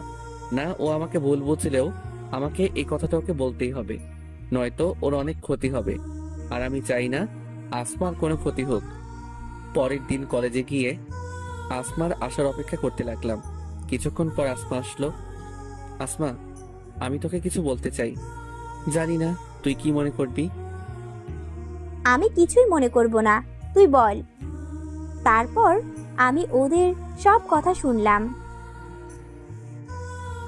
পারভেজ, তোর সাহস কি করে হয় রাব্বির সম্পর্কে এসব কথা বলার? তোকে আমি আমার একজন ভালো বন্ধু মনে করতাম, কিন্তু তোর চিন্তা ভাবনা যে এতটা খারাপ তা আগে জানা ছিল না। রাব্বির সাথে আমার সম্পর্ক নষ্ট করা তোর কি লাভ? ও বুঝেছি, ভালোবাসিস আমায়। তুই ভাবলি কি করে তোকে আমি ভালোবাসবো? তোকে শুধু আমার একজন ভালো বন্ধু মনে করতাম, কিন্তু আজকের পর থেকে আমি ভুলে যাব যে আমার তোর মতো কোনো বন্ধু ছিল। তুই আর কখনো আমার সাথে কথা বলবি না। ওই দিন পার্কে রাব্বি ঠিকই বলেছিল, কিন্তু আমি ওর কথা বিশ্বাস করিনি। যা আমার সামনে থেকে। চোখের পানি মুছে সেখান থেকে চলে আসলাম। আসমা রাব্বির ভালোবাসায় অন্ধ হয়ে গেছে, তাই ওর আমার কথা বিশ্বাস হচ্ছে না। কিন্তু ও যে আমাকে কলেজে সবার সামনে থাপ্পড় মারবে তা আমি কল্পনাও করিনি। কিন্তু আমি আসমাকে কি করে বিশ্বাস করাবো যে আমি যা বলেছি সব সত্যি? আমি জেনে শুনে কিভাবে আসমার ক্ষতি হতে দিতে পারি? ও আমাকে ভালো না বাসলেও আমি তো বাসি। তারপর সেখান থেকে ক্লাসে চলে গেলাম। আসমার সাথে পরিচয় হওয়ার পর এই প্রথমবার ও আমার সাথে একই বেঞ্চে বসে আর নাই। আমি আগে থেকে সামনের বেঞ্চে বসেছিলাম, ভেবেছিলাম হয়তো তখন রাগের মাথায় অনেক কিছু বলে ফেলেছে, এখন ঠিকই আমার পাশে বসবে। কিন্তু আমার ধারণা ভুল প্রমাণ করে দিয়ে ও আমার পিছনের বেঞ্চে বসলো। অনেক কষ্টে ক্লাস করলাম। ক্লাস শেষ হবার পর আসমা আমাকে রেখেই একা চলে গেছে। আসমার এই অবহেলায় খুবই কষ্ট হচ্ছে। আমি কলেজ থেকে বাসায় চলে আসলাম, ফ্রেশ হয়ে কিছুক্ষণ রেস্ট করলাম, তারপর হোটেলে চলে আসলাম। পারভেজ আমার সাথে এমনটা করবে কখনো কল্পনাও করিনি। শেষ পর্যন্ত রাব্বির কথাই সত্যি হলো। সেদিন যদি ওর কথা বিশ্বাস করতাম তাহলে আজকে এই দিনটা দেখতে হতো না। পারভেজের চিন্তা ভাবনা এতটা খারাপ তা আগে বুঝতে পারি নাই। বিকেলে রাব্বির সাথে নদীর পাড়ে ঘুরতে গেলাম। কি ব্যাপার আসমা, তোমার মন কি খারাপ? কখনো ভাবতেই পারি নাই যে আমার জীবনে এরকম ঘটনা ঘটবে। কি হয়েছে? পারভেজ যে এতটা খারাপ তা আগে জানা ছিল না। ওকে আমি আমার একজন ভালো বন্ধু মনে করতাম। ওর কত বড় সাহস তোমার সম্পর্কে বাজে কথা বলে। কি বলেছে? তোমাকে নাকি ও কোন মেয়ের সাথে দেখেছে, তোমরা নাকি একে অপরকে ভালোবাসো। কথাটা শুনে আমার এতটা রাগ হয়েছিল যে সাথে সাথেই ওকে থাপ্পড় মেরেছি আর ওর সাথে বন্ধুত্ব শেষ করেছি। সেদিন তোমার কথা বিশ্বাস না করে অনেক বড় ভুল করে ফেলেছি।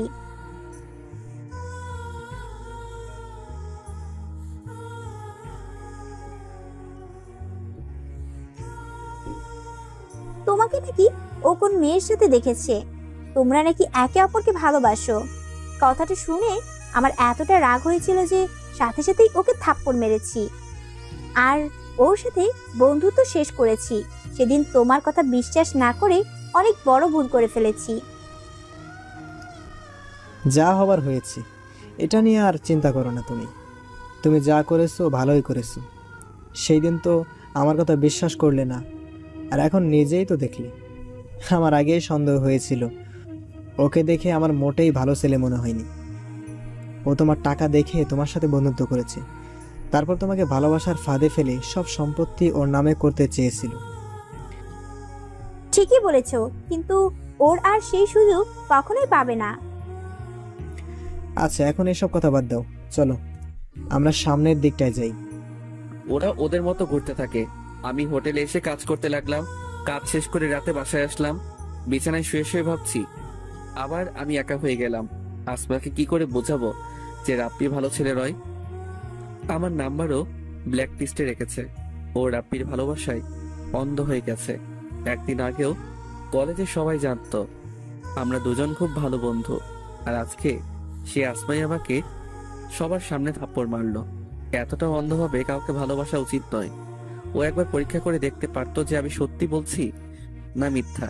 কালকে কলেজে যাওয়ার পর আসমাকে আবার বোঝাতে হবে। ও আমাকে যতই অপমান করুক না কেন, ওর সামনে আমাকে সত্যিটা তুলে ধরতেই হবে। সকালে ঘুম থেকে উঠে ফ্রেশ হয়ে কিছুক্ষণ পড়লাম, তারপর কলেজে গেলাম। কলেজে গিয়ে দেখলাম আসমা ওর বান্ধবীদের সাথে কথা বলছে। আসমা, তোর সাথে আমার কথা আছে। তোকে বলেছি না তুই কখনো আমার সামনে আসবি না আর কখনো আমার সাথে কথা বলবি না, তারপরও বেহায়ের মতো কেন আবার আমার কাছে এসেছিস? দেখ আসমা, তুই আমাকে যা বলার বল, দয়া করে আমার কথাটা একবার বিশ্বাস কর। তুই ওর ভালোবাসায় অন্ধ হয়ে গেছিস, তাই এখন তোর আমার কথা বিশ্বাস হচ্ছে না। তুই একবার চিন্তা করে দেখ, আমি সত্যি বলছি না মিথ্যা। অনেক হয়েছে, আর একবারও রাব্বির সম্পর্কে বাজে কথা বলবি না। তোর কপাল ভালো যে আমি তোর মতো একটা ছেলের সাথে বন্ধুত্ব করেছিলাম, কিন্তু তুই আমার সেই বন্ধুত্বের সুযোগ নিলি। তোর কি মনে হয় রাব্বির সম্পর্কে এসব বললেই আমি রাব্বিকে ভুল বুঝবো, তারপর তোকে ভালোবাসবো? তোর কি মনে হয় আমি কিছু বুঝি না? তুই আমাকে ভালোবাসার ফাঁদে ফেলে আমার কাছ থেকে টাকা হাতিয়ে নিতে চাস? তোর সাথে বন্ধুত্ব করাই ছিল আমার জীবনের সব থেকে বড় ভুল, আর এখন তা বুঝতে পারছি। তুই আর কখনো আমার সামনে আসবি না। এই বলে আসমা চলে যেতে লাগলো। তখনই আমি আসমার হাত ধরে ওকে কিছু বলতে যাব, তার আগেই ছোট লোকের বাচ্চা, তোর সাহস কি করে হয় আমার হাত ধরার? তুই কোন সাহসে আমার হাত ধরলি? আরে তোর তো জন্মেরই ঠিক নেই। তুই ভাবলি কি করে আমি তোকে ভালোবাসবো? তোকে করুণা করে তোর সাথে বন্ধুত্ব করেছিলাম, কিন্তু তুই তার যোগ্য নস। তোর মতো এতিম ছেলেকে কেউ কোনোদিন ভালোবাসবে না। চোখের পানি মুছে বলতে লাগলাম, এটা ঠিক যে আমি তোকে ভালোবাসি, কিন্তু এটা ঠিক নয় যে আমি তোর টাকার লোভে তোকে ভালোবাসি। তুই ঠিকই বলেছিস, আমার হয়তো জন্মেরই ঠিক নাই, তাই তো আমি জানি না যে কে আমার বাবা। তোর সাথে পরিচয় হবার আগ পর্যন্ত আমার জীবনে কখনো সুখ আসেনি। তুই ঠিকই বলেছিস যে আমি একটা এতিম ছেলে। তোর সাথে পরিচয় হবার পর আমি ভুলেই গেছিলাম যে আমি একটা এতিম ছেলে। আজকে তুই মনে করিয়ে দিয়ে ভালোই করেছিস। আজকের পর থেকে এই এতিম ছেলেটা তোকে আর বিরক্ত করবে না। তবে একটা কথা মনে রাখ, একদিন ঠিকই তুই আমার কথা বুঝবি। হয়তো তখন আমি থাকবো না, তারপর সেখান থেকে চলে এসে একটা বেঞ্চের উপর বসে আছি আর চোখের পানি ফেলতেছি। হঠাৎ করে সাকিব আমার কাছে এসেই, তোর সাহস কি করে হয় আসমার হাত ধরার? এতদিন আসমার জন্য তোকে কিছু বলতে পারিনি। ভেবেই পাচ্ছি না যে তোর মতো ছেলের সাথে আসমা কি করে বন্ধুত্ব করলো। যাক, অবশেষে আসমা ওর ভুল বুঝতে পেরেছে। আজকে তোর এমন মার মারবো যে আর কোনোদিন আসমার পিছে পড়বি না। সাকিব তারপর আমাকে অনেক মারলো, কোনো কিছুই বলতে পারি নাই। মুখ বুঝে সব সহ্য করেছি। আমি তো আসমার কোনো ক্ষতি করিনি, শুধু ওর সাহায্য করতে চাইছিলাম, কিন্তু তার প্রতিদান ও এইভাবে দিবে তা আমি কোনো দিনও ভাবতে পারি নাই। কোনো মতে বাসায় চলে আসলাম। বাসায় এসে শুয়ে পড়লাম। হাতে কোনো টাকাও নেই যে ডাক্তার দেখাবো। মায়ের কারণে জ্বর চলে আসলো, চোখ দুটো বন্ধ হয়ে আসছে, আর কিছু মনে নেই। চোখ খুলে দেখি আমি একটা বিছানায় শুয়ে আছি। তারপর পাশে তাকিয়ে দেখলাম যে পাশের বাসার বড় ভাই আছে। আমি চোখ খুলছি দেখে বলতে লাগলো, তোর জ্ঞান ফিরেছে, আমি ডাক্তারকে নিয়ে আসি। তারপর বড় ভাইকে আমার সাথে ঘটে যাওয়া সবকিছু বললাম। আমি তোর বাসার পাশ দিয়ে যাওয়ার সময় দেখি তোর রুমের দরজা খোলা। এই সময়ে সাধারণত তোর রুমের দরজা খোলা থাকে না, তাই ভাবলাম হয়তো কোনো চোর হবে, তাই তোর রুমের কাছে গেলাম আর দেখলাম তুই বিছানার উপর শুয়ে আছিস। তোকে দেখে মনে হলো তুই অ্যাক্সিডেন্ট করেছিস। তারপর কাছে গিয়ে তোকে অনেক ডাকলাম, কিন্তু কোনো সাড়া শব্দ পেলাম না। তখন তোর গায়ে হাত দিলাম, তোর শরীর গরম ছিল অনেক। তারপর তোকে হাসপাতালে নিয়ে আসলাম, আর আজকে 2 দিন পর তোর জ্ঞান ফিরল। বড় ভাইয়ের কাছ থেকে এসব শোনার পর আমি আমার সাথে ঘটে যাওয়া ঘটনার কথা মনে করতে লাগলাম। মনে করতেই চোখ দিয়ে পানি গড়িয়ে পড়ল।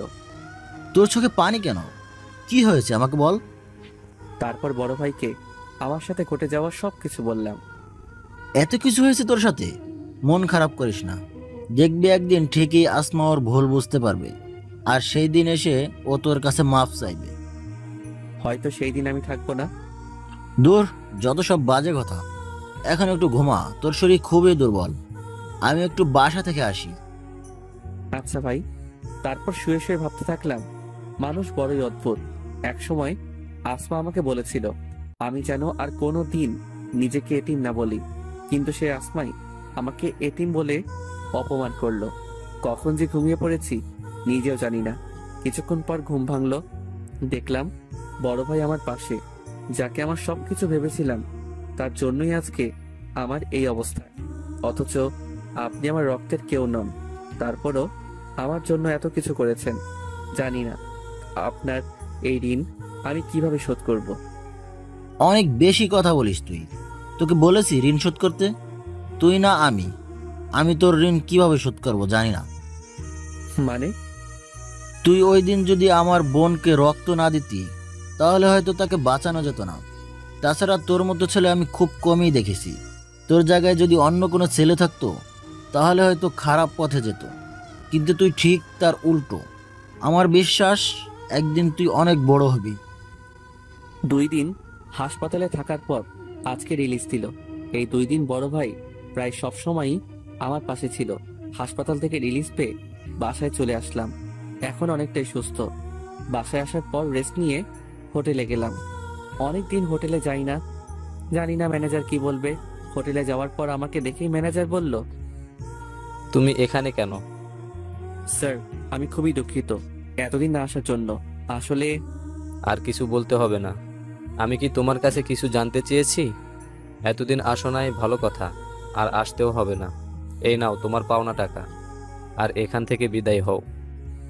স্যার দয়া করে আমার সাথে এমনটা করবেন না। এই চাকরিটা আমার খুব প্রয়োজন। দয়া করে আমাকে চাকরি থেকে বহিষ্কার করবেন না। আপনি আমার কথাটা একবার শুনুন, তারপর যা সিদ্ধান্ত নেবেন। তোমার কোনো কথা আমি শুনতে চাই না। তুমি যদি আর এক মুহূর্তেও এখানে দাঁড়াও, তাহলে আমি দারোয়ান ডাকতে বাধ্য হব। না স্যার, তার আর দরকার হবে না, আমি চলে যাচ্ছি। তারপর সেখান থেকে চলে আসলাম। রাস্তা দিয়ে হাঁটছি আর ভাবছি, অবহেলিত জীবনটা এত কম সময়ে ইতি ঘটাবে তা ভাবতে পারিনি। জীবন সংগ্রামে বাঁচতে অনেক যুদ্ধ করেছি। আমি যত উপরে উঠছি, মানুষ আমাকে তত নিচের দিকে টেনে নিচ্ছে। জীবনে কখনো কারো ভালোবাসা পাইনি। প্রথমবার কেউ একজন আমার সঙ্গ দিয়েছিল, কিন্তু শেষ পর্যন্ত সেও আমাকে ছেড়ে চলে গেছে। আসমা ঠিকই বলেছে, আমার হয়তো জন্মেরই ঠিক নেই, তাই তো জানিও না কে আবার বাবা। আজকে যদি এই রাস্তায় আমার মৃত্যু হয়, তাহলে হয়তো আমার লাশটাও দাফন হবে না। এই দুনিয়া বড়ই অদ্ভুত। যে যুদ্ধ করতে চায় তাকে আরো যুদ্ধ করতে হয়। তবে একটা ইচ্ছা মনে হয় অপূর্ণই থেকে যাবে। যদি আমার পরিচয়টা একবার জানতে পারতাম, তাহলে আর কোনো কষ্ট থাকতো না। তাহলে কেউ আর বলতে পারতো না যে আমার জন্মের ঠিক নেই। শেষবারের মতো এই পৃথিবীটাকে দেখে নিচ্ছে। আত্মহত্যা করতে যাব, তখনই শুনতে পেলাম, এই আপনাকে বলেছি না আর বিরক্ত করবেন না।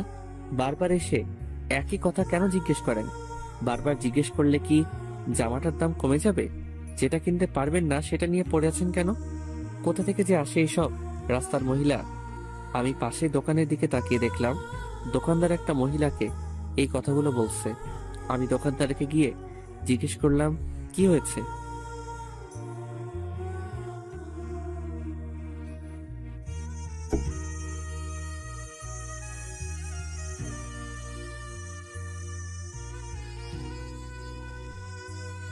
দেখেন ভাই, এই জামাটার দাম 800 টাকা, আর মহিলা বারবার এসে বলতেছে তাকে 400 টাকায় দিতে হবে। আপনিই বলেন ভাই, 800 টাকার জামা 400 টাকায় কিভাবে দিব? তারপর আমি সেই মহিলাকে জিজ্ঞেস করলাম, আপনি এই জামাটা দিয়ে কি করবেন? বাবা, এই জামাটা আমার মেয়ের জন্য কিনতে চেয়েছিলাম। আমার মেয়েটা ক্লাস 8-এ পড়ে। অনেক কষ্ট করে মানুষের বাসায় কাজ করে ওর লেখাপড়া করাই। আমার মেয়েটা আজকে 3 দিন ধরে অসুস্থ। টাকার অভাবে ডাক্তার দেখাতে পারি নাই। আজকে মেয়েটা আমার কাছে একটা নতুন জামা চেয়েছে। কোনোদিনও ওকে নতুন জামা কিনে দিতে পারি নাই। ও খুব অসুস্থ, হয়তো চিকিৎসার অভাবে আর বেশি দিন ওকে বাঁচাতে পারবো না। তাই ওর এই ইচ্ছাটা পূরণ করতে চেয়েছিলাম, আর সকাল থেকে ভিক্ষা করে এই 400 টাকা পেয়েছি। তারপর নিজের টাকা দিয়ে ওই জামাটা কিনে দিয়ে মহিলাকে বললাম, এই নিন, আর চলেন, আপনার মেয়েকে হাসপাতালে নিয়ে যেতে হবে। তুমি কেন নিজের টাকা দিয়ে জামা কিনছো? আমার মেয়েটার ডাক্তারও দেখাবা? এই দুনিয়ায় আমার কেউ নেই। আমি জানি না কে আমার বাবা মা। আমি একটু আগে আত্মহত্যা করতাম, কিন্তু আল্লাহ তাআলা আমাকে তা করতে দেয়নি। হয়তো উনি আমাকে একটা পরিবার দিতে চেয়েছিলেন। এখন আমি বাঁচবো আমার মা আর বোনের জন্য বাঁচবো। আজ থেকে আপনি আমার মা, আর আপনার মেয়ে আমার বোন। কিন্তু বাবা, তুমি কেন আত্মহত্যা করতে গেলে? তারপর তাকে আমার জীবনের সবকিছু বললাম। কেঁদো না বাবা, দেখবা সব ঠিক হয়ে যাবে। তারপর তার বাসায় গেলাম, তার মেয়েকে ডাক্তারের কাছে নিয়ে গেলাম। 3 দিন পর আজকে সুস্থ হলো। আমাকে দেখে বলতে লাগলো, মা, উনি কে? আজ থেকে আমি তোমার বড় ভাই। তোমার নাম কি? কিন্তু তুমি আমার বড় ভাই কি করে হলে? তারপর মা জান্নাতকে সবকিছু খুলে বলল। জানো ভাইয়া, আমার সাথে না কেউ ভালো ব্যবহার করে না। স্কুলে সবাই আমার সাথে খারাপ ব্যবহার করে। তখন ভাবতাম যদি আমার একটা বড় ভাই থাকতো, তাহলে কেউ আমার সাথে খারাপ ব্যবহার করতে পারতো না। আমি জান্নাতকে জড়িয়ে ধরে বললাম, এখন থেকে কেউ তোর সাথে খারাপ ব্যবহার করতে পারবে না, কারণ এখন তোর ভাই আছে। জান্নাত আমাকে জড়িয়ে ধরে কাঁদতে লাগলো। জান্নাত সুস্থ হলে ওকে আর মাকে নিয়ে হাসপাতাল থেকে আমার বাসায় নিয়ে গেলাম। আল্লাহ যা করে ভালোর জন্যই করে। হয়তো তিনি আমাকে একটা পরিবার দিতে চেয়েছিলেন, তাই হয়তো আমাকে জীবিত রেখেছেন। কিন্তু আর একটা জিনিস ভেবে খুবই চিন্তা হচ্ছে, সেটা হলো কিভাবে পরিবারের খরচ চালাবো। বাসার সামনে বসে এগুলো ভাবছি, তখনই বড় ভাই বলল, পারভেজ, তোর বাসায় এরা কারা? বড় ভাইকে সবকিছু খুলে বললাম। ভালোই হয়েছে, তুই একটা পরিবার পেলি। তা তোকে এত চিন্তিত লাগছে কেন? হাসপাতালে থাকার কারণে তো হোটেলে যেতে পারি নাই, তাই চাকরিটা চলে গেছে। এখন ভাবছি কিভাবে খরচ চালাবো। এত ভাবতে হবে না, তোর তো হোটেলে কাজ করার অভিজ্ঞতা আছে। আমি তোকে অন্য একটা হোটেলে কাজ দিয়ে দেবো। অনেক অনেক ধন্যবাদ ভাইয়া। আপনার এই ঋণ আমি হয়তো কোনোদিনও শোধ করতে পারবো না। আপনি না থাকলে হয়তো আমি এতদিনে বেঁচেই থাকতাম না। আর কখনো এই কথা বলবি না। আর সন্ধ্যার সময় তৈরি থাকিস, তোকে নিয়ে সেই কাজের জন্য যাব। আচ্ছা ভাই। তারপর বাসায় গিয়ে ফ্রেশ হয়ে কিছু খেয়ে জান্নাতকে নিয়ে বাসার কাছে একটা স্কুলে গেলাম। ওকে সেখানে ভর্তি করিয়ে দিলাম। দুপুরে বাসায় এসে ফ্রেশ হয়ে সবাই মিলে খেতে বসলাম। খাওয়া দাওয়ার পর একটু ঘুমালাম। সন্ধ্যায় বড় ভাইয়ের সাথে তার পরিচিত একটা হোটেলে গেলাম। বড় ভাই হোটেল ম্যানেজারের সাথে কথা বলছে। কিছুক্ষণ পর আমাকে ডাকলো। আমাকে জিজ্ঞেস করলো যে আমি কোন সময় থেকে কাজ করতে পারবো। আগের হোটেলে যে সময় করতাম ওই সময় কথা বললাম। তারা কালকে থেকে কাজে যোগ দিতে বলল। তারপর সেখান থেকে বাসায় চলে আসলাম। রাতে শুয়ে শুয়ে ভাবছি সবকিছু যে এত সহজে হয়ে যাবে তা ভাবতে পারি নাই। বড় ভাই আমার জন্য যা করেছে হয়তো আপনজনরাও তা করতো না। উনি খুবই ভালো একজন মানুষ। এতদিন ভাবতাম এই দুনিয়ায় আমি একা, কিন্তু এখন আমি খুবই খুশি, কারণ আমার মা আছে, জান্নাতের মতো একটা বোন আছে। এখন থেকে আর নিজেকে কখনো একা মনে হবে না। শুধু একটা জিনিসই অপূর্ণ থেকে গেল, সেটা হলো আসমা। আমি তো ওর ভালো চেয়েছিলাম, কিন্তু ও আমাকে ভুল বুঝলো, আমাকে অনেক অপমান করলো। যেদিন রাব্বি সত্যিটাও জানতে পারবে সেদিন হয়তো ওর আমাকে মনে পড়বে। হয়তো ওর সাথে বন্ধুত্ব করাই আমার উচিত হয়নি। যদি ওর সাথে বন্ধুত্ব না করতাম তাহলে হয়তো ওর মায়ায় পড়তাম না, আর এখন কষ্ট পেতাম না। আমার ভালোবাসাটা শুধুই একতরফা, কারণ এই ভালোবাসা হয়তো কখনো পূর্ণতা পাবে না। এসব ভাবতে ভাবতে ঘুমিয়ে পড়লাম। সকালে ঘুম থেকে উঠে ফ্রেশ হয়ে কিছু খেয়ে জান্নাতকে নিয়ে স্কুলে গেলাম। ওকে স্কুলে রেখে আমি কলেজে গেলাম। অনেকদিন পর কলেজে যাচ্ছি। কলেজে যাওয়ার পর একটা বেঞ্চের উপরে একা একা বসে আছি, কারণ এখনো ক্লাসের সময় হয়নি। আগে হলে আমার সাথে আসমা বসে থাকতো, কিন্তু এখন একটা সম্ভব নয়। দূর থেকে দেখলাম আসমা ওর বন্ধুদের সাথে কথা বলছে। আসমা আমাকে দেখেনি, কারণ আমি এমন ভাবে আছি যাতে আসমার চোখ আমার উপরে না পড়ে। ও আমাকে বলেছিল আমার মুখ যাতে ওর দেখতে না হয়, তাই যতটা সম্ভব ওর থেকে দূরে থাকতে হবে। একটু আগে ভুলবশত ওর দিকে চোখ পড়েছে, না আর কখনো বেহাইয়ের মতো ওর দিকে তাকানো যাবে না। এসব ভাবছি তখন তুই লুকিয়ে লুকিয়ে আসমাকে কেন দেখছিস? পিছনে তাকিয়ে দেখলাম সাকিব আমাকে বলছে। আমি ইচ্ছে করে তাকাইনি। তো বড় সাহস, কলেজে ক্যাম্পাসে হাতে সিগারেট নিয়ে ঘুরে। মিম, তুই এইসব ফালতু ছেলের কথা বাদ দে তো। ওর মতো ছেলেরা এছাড়া আর কি বা করতে পারে? তা ঠিক বলেছিস, ওকে দেখে অনেক ভদ্র ছেলে মনে হইলেও ও একটা ফালতু ছেলে। তুই এরকম একটা ছেলের সাথে কি করে যে এতদিন বন্ধুত্ব করলি, আমি তাই ভেবেই পাচ্ছি না। আগে কি করেছি তা নিয়ে ভাবলে চলবে না, সামনে কি করব তা নিয়ে ভাবতে হবে। তুই ওর কথা বাদ দে তো, অন্য কিছু বল। আচ্ছা বাদ দিলাম, এখন বল রাপি ভাইয়ের সাথে তোর রিলেশন কেমন চলছে? ভালোই চলছে। সে হলো মহাব্যস্ত মানুষ, তাই আজকাল আমাকে তেমন সময় দিতে পারে না। দেখিস পাখি যেন আবার খাঁচা ছেড়ে চলে না যায়। ধুর, কি যে বলিস না তুই। আরে মজা করলাম, রাব্বি ভাইয়া আর যাই হোক পারভেজের মতো না। কোথায় ওই ফালতু ছেলেটা আর কোথায় রাব্বি?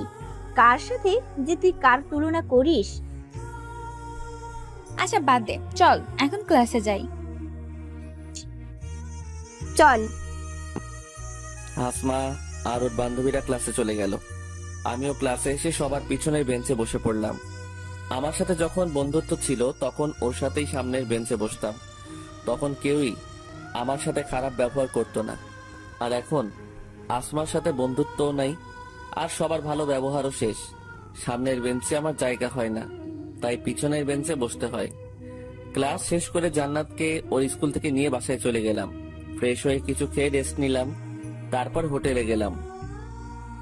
নতুন হোটেলের ম্যানেজার অনেক ভালো, তিনি আমাকে অনেক ভালো জানেন, আর এখানে কাজ করেও অনেক আনন্দ পাচ্ছি, যা আগের হোটেলে পেতাম না। আসমা রাব্বিকে ফোন দিল, কিন্তু ফোন ব্যস্ত। তোর কিছুই ভালো লাগছে না। এই রাব্বিটা না মনে হয় সারা দিনই ব্যস্ত থাকে। এখন একবার ফোন দিয়ে দেখি। কেমন আছো বাবু? ভালো না। কেন, কি হয়েছে? তুমি আগের মতন আর আমার সাথে কথা বলো না, আমাকে সময় দাও না। সরি বাবু, আসলে ইদানিং খুব ব্যস্ত থাকি তো তাই। এখন থেকে আবার তোমাকে আগের মতো সময় দেব। রাগ করো না বাবু, প্লিজ।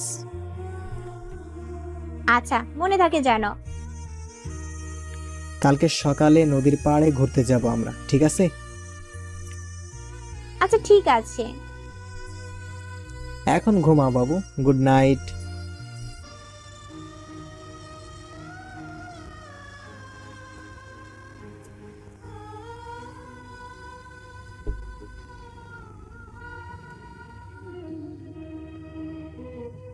Good night.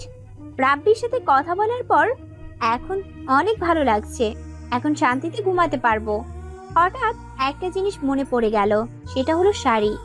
পারভেজ আমার জন্মদিনে আমাকে একটা শাড়ি দিয়েছিল। না, ওর কোনো কিছুই আমার কাছে রাখা সম্ভব নয়। কালকে আগে কলেজে যেতে হবে, তারপর ওকে শাড়িটা দিয়ে রাব্বির সাথে ঘুরতে যাব।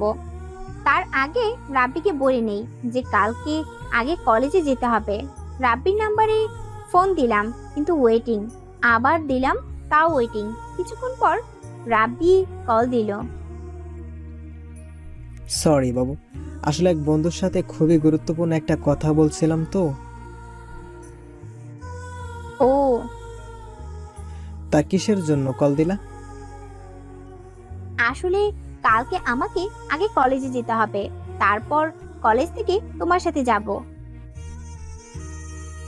আচ্ছা, আমি তোমাকে কলেজ থেকে এসে নিয়ে যাব। আচ্ছা। অনেক রাত হয়ে গেছে, এখনো বাসায় যেতে পারিনি। না জানি মা আর জান্নাত কত চিন্তা করছে। মোবাইলও তো নাই কারো কাছে যে ফোন দিব। আমার কাছে যে মোবাইলটা ছিল ওটা তো আসমার।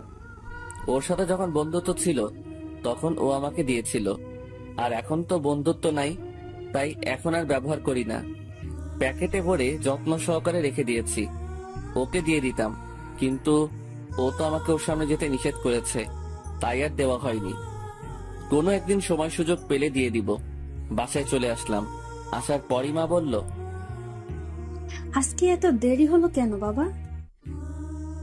আজকে হোটেলে কাজের চাপ অনেক বেশি ছিল, তাই আসতে দেরি হয়েছে। তা তোমরা খেয়েছো? তোকে ছাড়া কি করে খাই বাবা? জান্নাতও খাইনি। না, শুধু শুধু এত রাত পর্যন্ত না খেয়ে থাকলে কেন? তোমাদের কত কষ্ট হয়েছে না? তুমি অসুস্থ মানুষ, জান্নাত তো ছোট মানুষ, আর কখনো এমন করবে না। তুমি যত যাই বলো না কেন ভাইয়া, আমরা তোমাকে ছাড়া কখনো খাবো না। হয়েছে, আপনার আর পাকনামি করতে হবে না। এখন সবাই মিলে ভাত খাবো। খেয়ে দিয়ে শুয়ে পড়লাম। সকালে ঘুম থেকে উঠে ফ্রেশ হয়ে কিছু খেয়ে জান্নাতকে নিয়ে বেরিয়ে পড়লাম। ও, একটা জিনিসই তো নেওয়া হয়নি। তাড়াতাড়ি করে মোবাইলটা ব্যাগের ভিতরে ভরে নিলাম। প্রতিদিনই মোবাইলটা নিয়ে যাই, যখন সুযোগ পাবো তখনই দিয়ে দিব।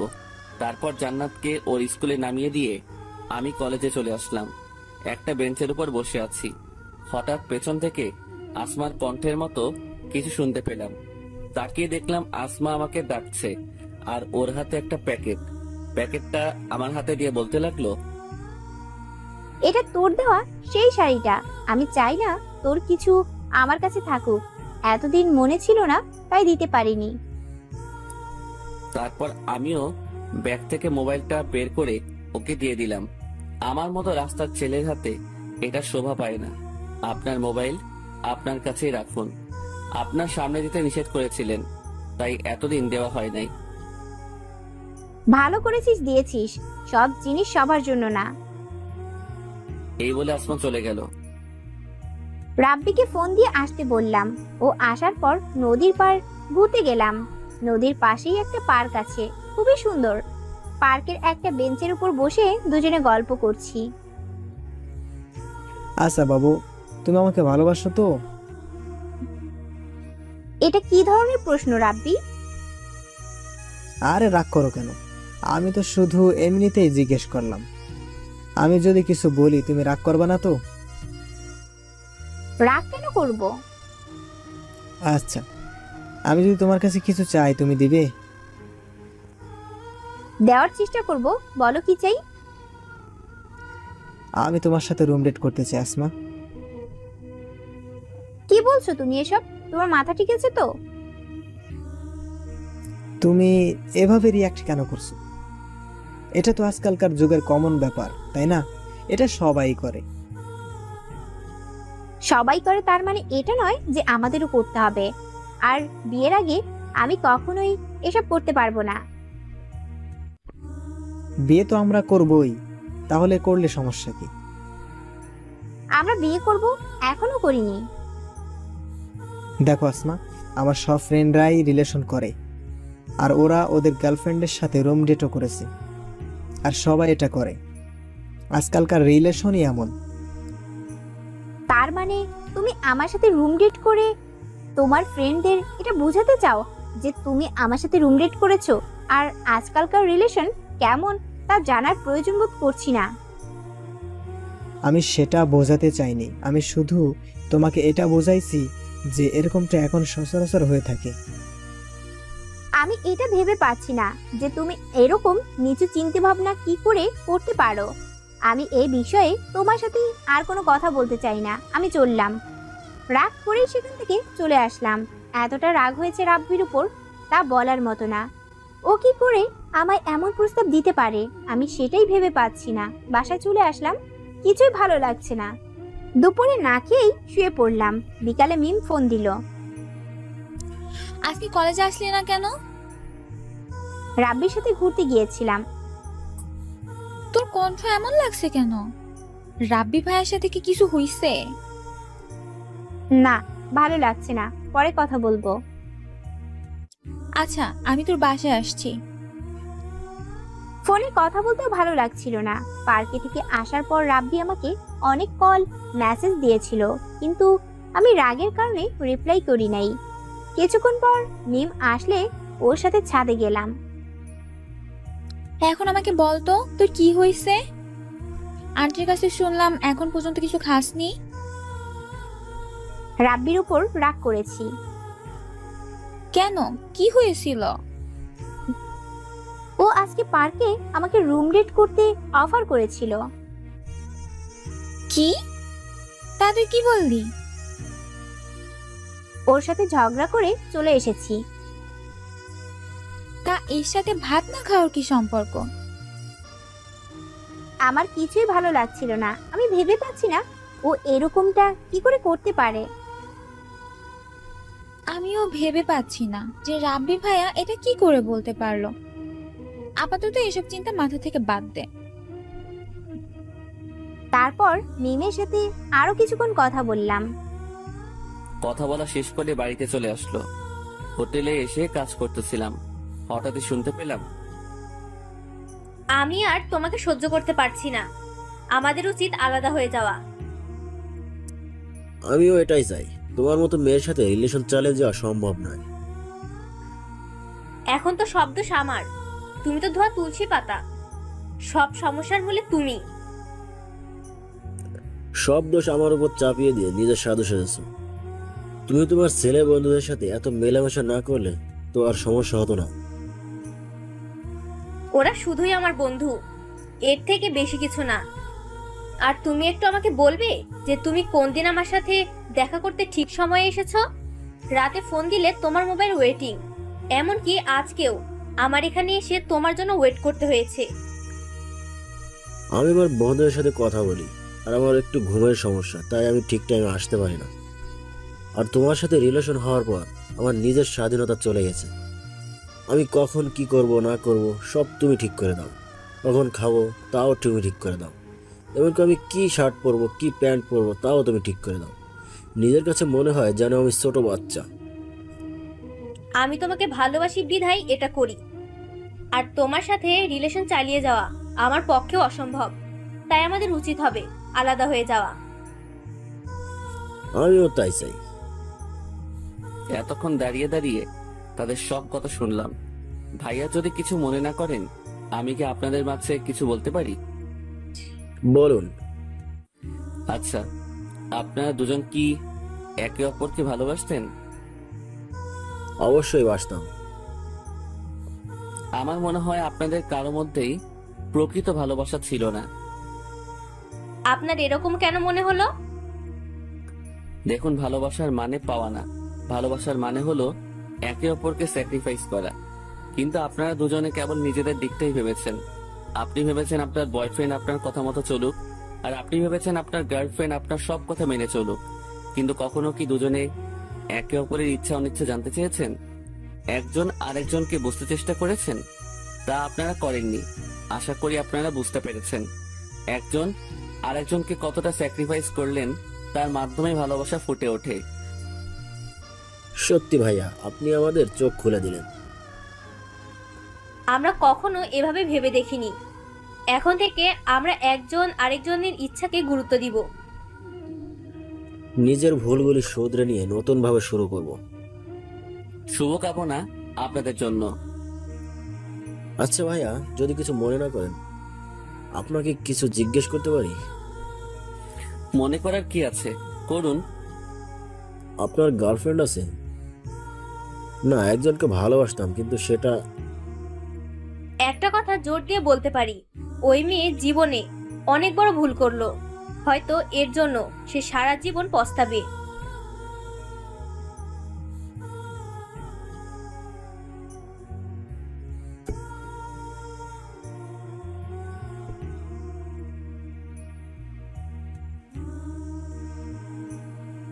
না, একজনকে ভালোবাসতাম, কিন্তু সেটা... একটা কথা জোর দিয়ে বলতে পারি, ওই মেয়ে জীবনে অনেক বড় ভুল করলো। হয়তো এর জন্য সে সারা জীবন... রেস্টুরেন্টের মেয়েটার কথা মনে পড়ে গেল। মেয়েটা আসমাকে নিয়ে যা বলেছিল, হয়তো তা কখনো সত্যি হবে না। কারণ আসমা আমাকে কোনো দিনও ভালোবাসবে না। ও রাব্বিকে অনেক ভালোবাসে। জানি না রাব্বি ওকে ভালোবাসে কিনা, কিন্তু আমি চাই আসমা সুখে থাকুক। ওকে ভুলে যেতে চাই, কারণ ওর সাথে যখন আমার পরিচয় হয়েছিল তখন আমার কেউ ছিল না, কিন্তু এখন আমার একটা পরিবার হয়েছে। আমাকে তাদের দেখাশোনা করতে হবে। শুধু শুধু ওর কথা ভেবে বসে থাকলে চলবে না। এসব ভাবতে ভাবতেই ঘুমিয়ে পড়লাম, আর ওইদিকে আসমা রাব্বির কথা ভাবতে ভাবতে ঘুমিয়ে গেলাম। ঘুম থেকে উঠে ফ্রেশ হয়ে কিছু খেলাম, তারপর রাব্বিকে ফোন দিয়ে বেরিয়ে পড়লাম। পার্কে গিয়ে রাব্বির জন্য অপেক্ষা করতেছি। কিছুক্ষণ পর রাব্বি চলে আসলো। দুঃখিত, আমার একটু দেরি হয়ে গেল। আরে কোনো সমস্যা নেই, চলো দুজনে হাঁটি। আমি তোমার সাথে জরুরি কিছু কথা বলতে এখানে এসেছি। আচ্ছা বলো। আমি তোমাকে ভালোবাসি না আসমা। কি বলছো এসব? তোমার মাথা ঠিক আছে তো? আমি যা বলছি ভেবেই বলছি। আসলে তোমার সাথে রিলেশনের যাওয়ার আগে আমার আরো একটা রিলেশন ছিল, ওর নাম লাবণী। আমাদের পরিবারেরাও মেনে নিয়েছিল, তারা আমাদের বিয়েও ঠিক করেছিল। কিন্তু হঠাৎই একটা ভুল বোঝাবুঝির কারণে আমাদের সম্পর্কটা ভেঙে যায়। তারপর আমি খুবই ডিপ্রেশনে ভুগি। আমার কিছুই ভালো লাগতো না তখন, আমার অবস্থা খুবই খারাপ হচ্ছিল। তারপর হঠাৎ একদিন আমি তোমাকে দেখি, তুমি তোমার বান্ধবীদের সাথে হেসে হেসে কথা বলছিলে। কেন জানি না, আমার খুবই ভালো লেগেছিল তোমার হাসিটা। তুমি যতক্ষণ কথা বলছিলে ততক্ষণ আমি তোমার দিকে তাকিয়েছিলাম। এমনিতেই লাবণীর সাথে ব্রেকআপ হবার পর আমি ভীষণ হতাশ হয়ে পড়েছিলাম। তারপর তোমাকে প্রপোজ করি, আর তুমিও রাজি হয়ে গেলে। কিন্তু আমি তোমাকে মন থেকে মেনে নিতে পারছিলাম না, কারণ আমি লাবণীকে অনেক ভালোবেসে ফেলেছিলাম। প্রথম প্রথম তোমাকে অনেক ভালো লাগতো, তাই তো তোমাকে পারভেজের সাথে মিশতে বারণ করেছিলাম। কিন্তু হঠাৎ একদিন লাবণী আমাকে ফোন করে, ও আমাকে সরি বলে। আর আবার আমার জীবনে ফিরে আসতে চাইলো। আসলে ওর সাথে ব্রেকআপ হবার জন্য শুধু ও দায়ী ছিল না, আমিও সমানভাবে দোষী ছিলাম। তাই ওকে মেনে নিয়েছিলাম। আর আমাদের দুই পরিবারও আমাদের এক হওয়াতে অনেক খুশি, কারণ তারা চাইতো আমরা যাতে একসাথে থাকি। ওর বাবা আর আমার বাবা বন্ধু ছিলেন, তাই তারা চাইতো আমরা যাতে একে অপরের সাথে থাকি। আর ওই দিন রেস্টুরেন্টে আমি লাবণীর সাথে কথা বলছিলাম। পারভেজ তোমাকে যা বলেছে তা সবই সত্যি, কিন্তু তুমি পারভেজের সাথে যা করেছিলে তা যখন আমার কাছে এসে বললে, তখন আমি অনেক অবাক হয়েছিলাম, এটা ভেবে যে তুমি আমাকে এতটা বিশ্বাস করো। আমি খুবই চিন্তায় পড়ে গেলাম। লাবণীকেও তোমার কথা বলি নাই, ও জানতে পারলে হয়তো আবার আমাকে ছেড়ে চলে যাবে। আর তুমিও আমাকে অনেক ভালোবাসো। ভেবে পাচ্ছিলাম না কিভাবে তোমার সাথে ব্রেকআপ করব। তাই এই রুম ডেটের প্ল্যানটা করি। কিন্তু পরে বুঝতে পারলাম এসব বাদ দিয়ে তোমাকেই সরাসরি বলি, আর আমাকে পারলে মাফ করে দিও। হয়তো আজকের পর তোমার সাথে আর কোনো কথা হবে না। কি পেয়েছো আমাকে? খেলার পুতুল। যখন যা মন চাইবে তখন তাই করবে। আমার লাইফের ফার্স্ট ক্রাশ ছিলে তুমি। তুমি আমাকে প্রপোজ করার আগে থেকে আমি তোমাকে দেখেছি, তাই তো তোমার প্রপোজে রাজি হয়ে গেলাম। অনেক বিশ্বাস করতাম তোমাকে, আর তুমি আমাকে এভাবে ধোঁকা দিলে। আমাকে আরো আগে বলতে পারতে, তা না করে দিনের পর দিন আমাকে ধোঁকা দিয়ে গেছো। যখন পারভেজের সাথে এত কিছু করলাম তখনও তো বলতে পারতে, কিন্তু তুমি বলনি। আমি খুবই দুঃখিত। তোর কোনো অধিকার নেই আমার হাত ধরার। তাই এতই যখন লাবণীকে ভালোবাসতি, তাহলে আমার সাথে প্রেম কেন করেছিলি? তোদের মতো ছেলেরা প্রেমটাকে খুবই সস্তা জিনিস ভাবিস। এটা ভেবেই খুব কষ্ট হচ্ছে যে আমি একটা ধোঁকাবাজের উপর ক্রাশ খেয়েছিলাম। চলে আসছিলাম পার্ক থেকে, খুবই কষ্ট লাগছে ওই ধোঁকাবাজটার জন্য না, পারভেজের জন্য। কোনোভাবে বাসায় চলে আসলাম। বাসায় এসেই দরজা বন্ধ করে শুয়ে শুয়ে কাঁদতে লাগলাম। পারভেজের সাথে করা অন্যায়গুলো মনে হতে লাগলো। আমি ওকে বলেছিলাম জীবন আর কখনো নিজেকে এতিম না বলতে, আর সেই আমিই ওকে এতিম ছোট লোক বলে অপমান করেছিলাম। আমি খুবই খারাপ মেয়ে, তাই তো ওর বাবা মা সম্পর্কে বাজে কথা বলেছিলাম। ও হয়তো আমাকে কোনোদিনও মাফ করবে না। নিজেকে খুবই নিকৃষ্ট মনে হচ্ছে। কাঁদতে কাঁদতে শুয়ে পড়লাম। যখন ঘুম ভাঙলো দেখলাম বাবা মা আমার পাশে বসে আছে। আমায় ঘুম ভাঙতেই তারা বলল, তোর কি হয়েছে মা? এভাবে দরজা বন্ধ করে ঘুমিয়ে পড়লি কেন? জানিস, আমরা কত ভয় পেয়ে গিয়েছিলাম। তারপর দরজা ভেঙে ভিতরে ঢুকে দেখি তুই ঘুমাচ্ছিস। শরীর অনেক ক্লান্ত লাগছিল, তাই ঘুমিয়ে পড়েছিলাম। দরজা ভুলে বন্ধ করেছিলাম। তা এখন কেমন লাগছে? ভালো। আচ্ছা, ফ্রেশ হয়ে খেতে আয়। হোটেলে কাজে যাওয়ার সময় বাসা থেকে শাড়ির প্যাকেটটা নিয়ে নিলাম, যেটা আমি আসমাকে দিয়েছিলাম। শাড়িটা কোনো গরিব মহিলাকে দিয়ে দিব। এটা আমার কাছে থাকলে আমি আসমাকে কখনো ভুলতে পারবো না, আর আমি আমার লক্ষ্যেও পৌঁছাতে পারবো না। বাসায় আসলেই ওর কথা মনে পড়ে। ঠিকভাবে পড়ালেখাও করতে পারি না, হয়তো আসমাকে কখনো ভুলতে পারবো না। কিন্তু এই শাড়িটা আমার কাছে না থাকলে হয়তো ওকে কম মনে পড়বে। আর ওই কলেজও পরিবর্তন করতে হবে। ওই কলেজে পড়লে আসমার সাথে প্রতিদিন দেখা হবে, তাহলে ওকে ভুলে থাকা অসম্ভব হয়ে যাবে। কালকে কলেজে গিয়ে প্রিন্সিপালের কাছে বলতে হবে। শাড়িটা এক মহিলাকে দিয়ে দিলাম। তারপর আমি হোটেলে গেলাম। রাতে বাসায় এসে খেয়ে পড়তে বসলাম। পড়া শেষে ঘুমিয়ে পড়লাম।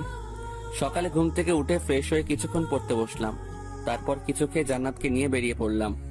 ওকে ওর স্কুলে দিয়ে আমি কলেজে চলে আসলাম। ক্লাসের অনেক আগে চলে আসলাম প্রিন্সিপালের সাথে কথা বলবো বলে। তাকে অনেক করে বললাম।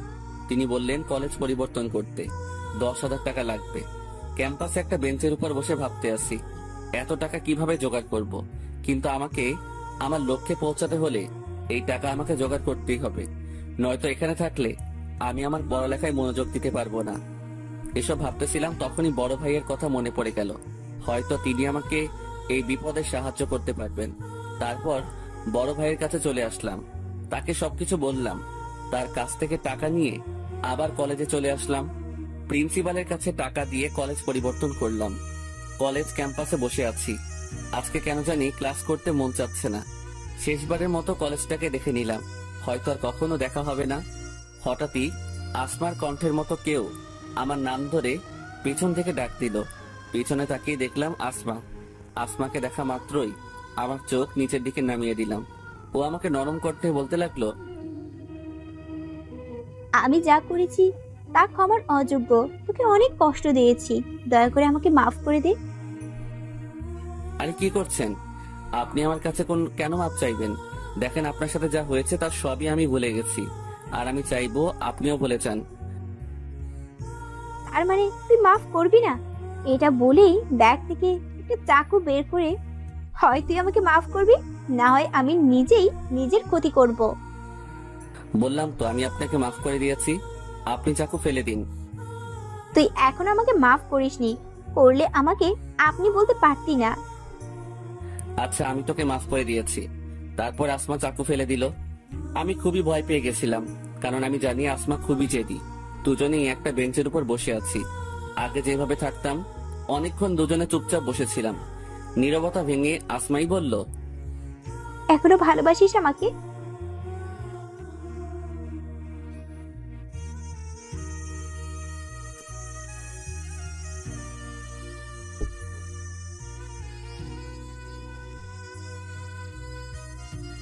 আচ্ছা, আমি তোকে মাফ করে দিয়েছি।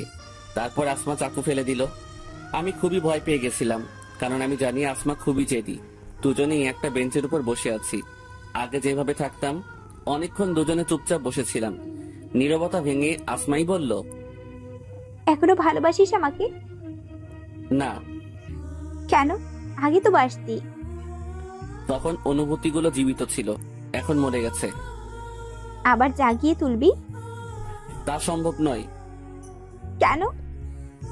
আগে এই পৃথিবীতে আমার কেউ ছিল না, এখন আমার এক মা আর বোন আছে। তারাই এখন আমার সব। আগে আমার জীবনের কোনো লক্ষ্য ছিল না, কিন্তু এখন আছে। আর তার জন্য তোকে ভুলে থাকাটা খুবই জরুরি। আমি খুবই খারাপ একটা মেয়ে, তাই তো তোর সাথে ওরকমটা করতে পেরেছি। তুই পারবি আমাকে ভুলে থাকতে? তুই না আমাকে অনেক ভালোবাসিস? পারতে হবে, আর তার জন্যই আমি কলেজ পরিবর্তন করব।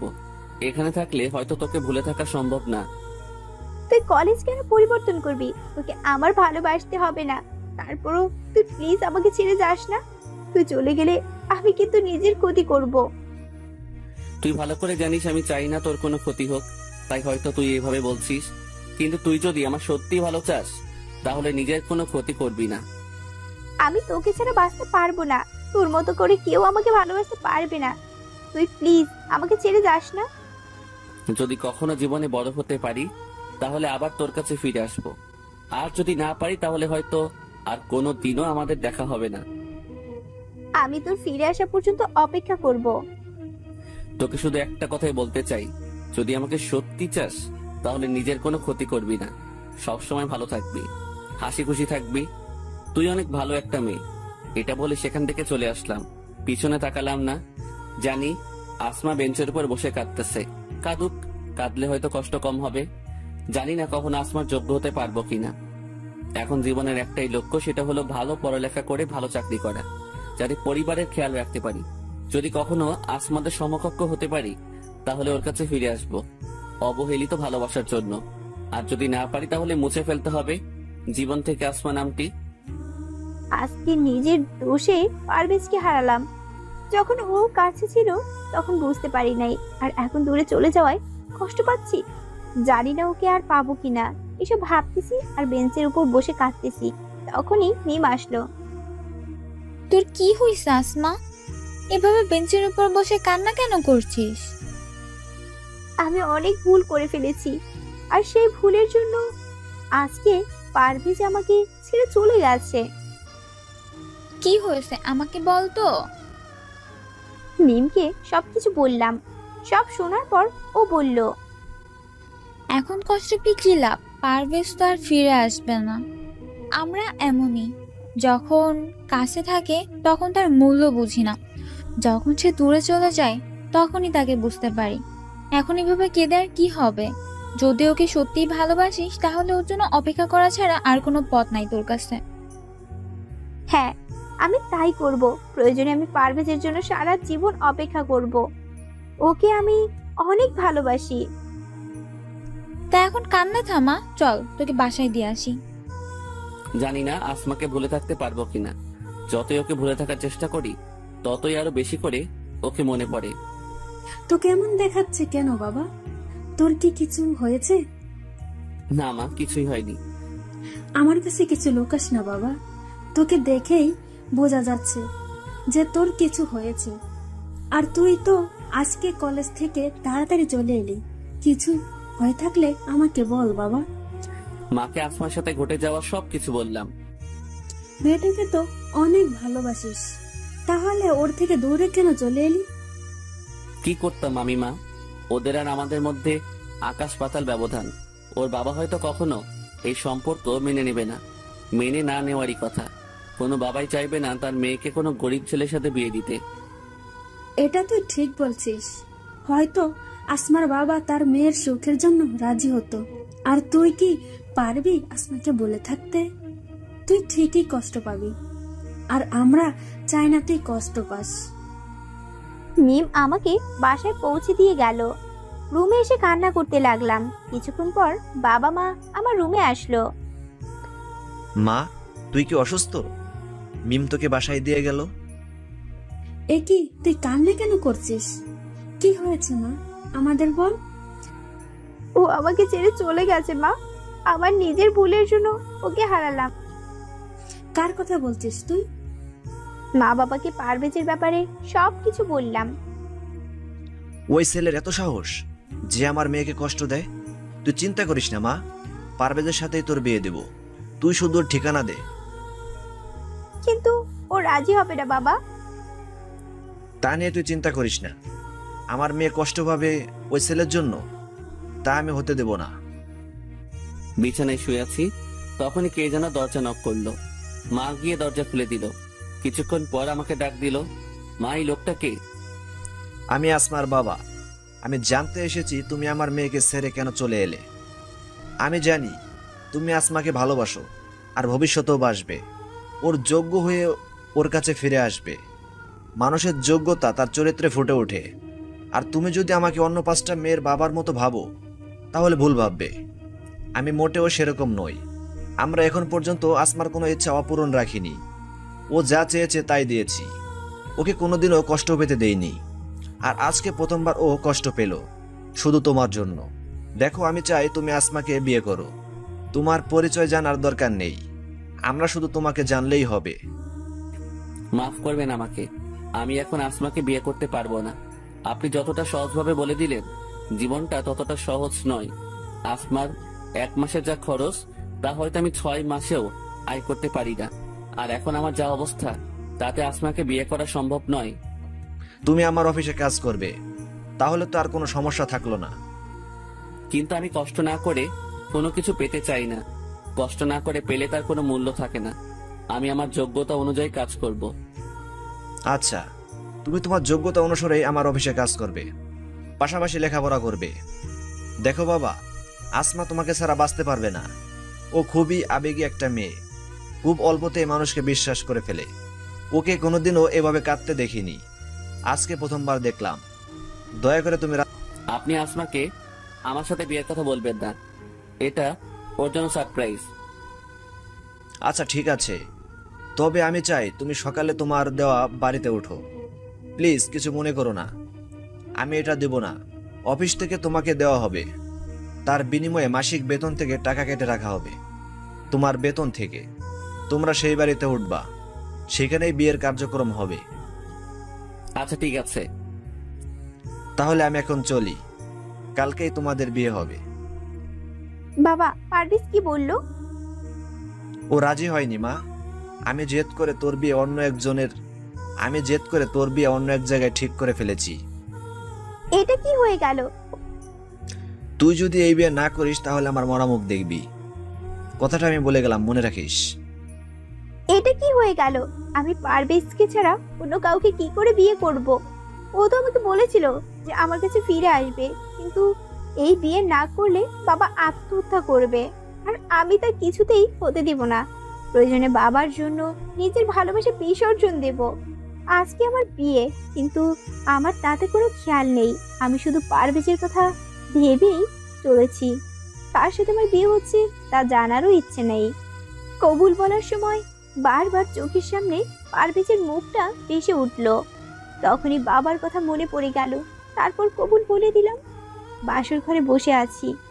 শুনেছি এই দিনটা নাকি মেয়েদের জীবনের শ্রেষ্ঠ রাত, কিন্তু আমার কাছে আজাবের মতন মনে হচ্ছে। কিছুক্ষণ পর কেউ একজন বাসর ঘরে প্রবেশ করলো। তারপর বলল, শুনেছি বাসর ঘরে স্বামী আসলে তাকে সালাম দিতে হয়, কিন্তু আপনি তা জানেন না মনে হচ্ছে। দেখুন, আপনাকে আমি স্বামী হিসেবে মানতে পারবো না। আমি অন্য একজনকে ভালোবাসি। বাবার জন্য বিয়েটা করেছি। আপনি বললেই তো আর হবে না।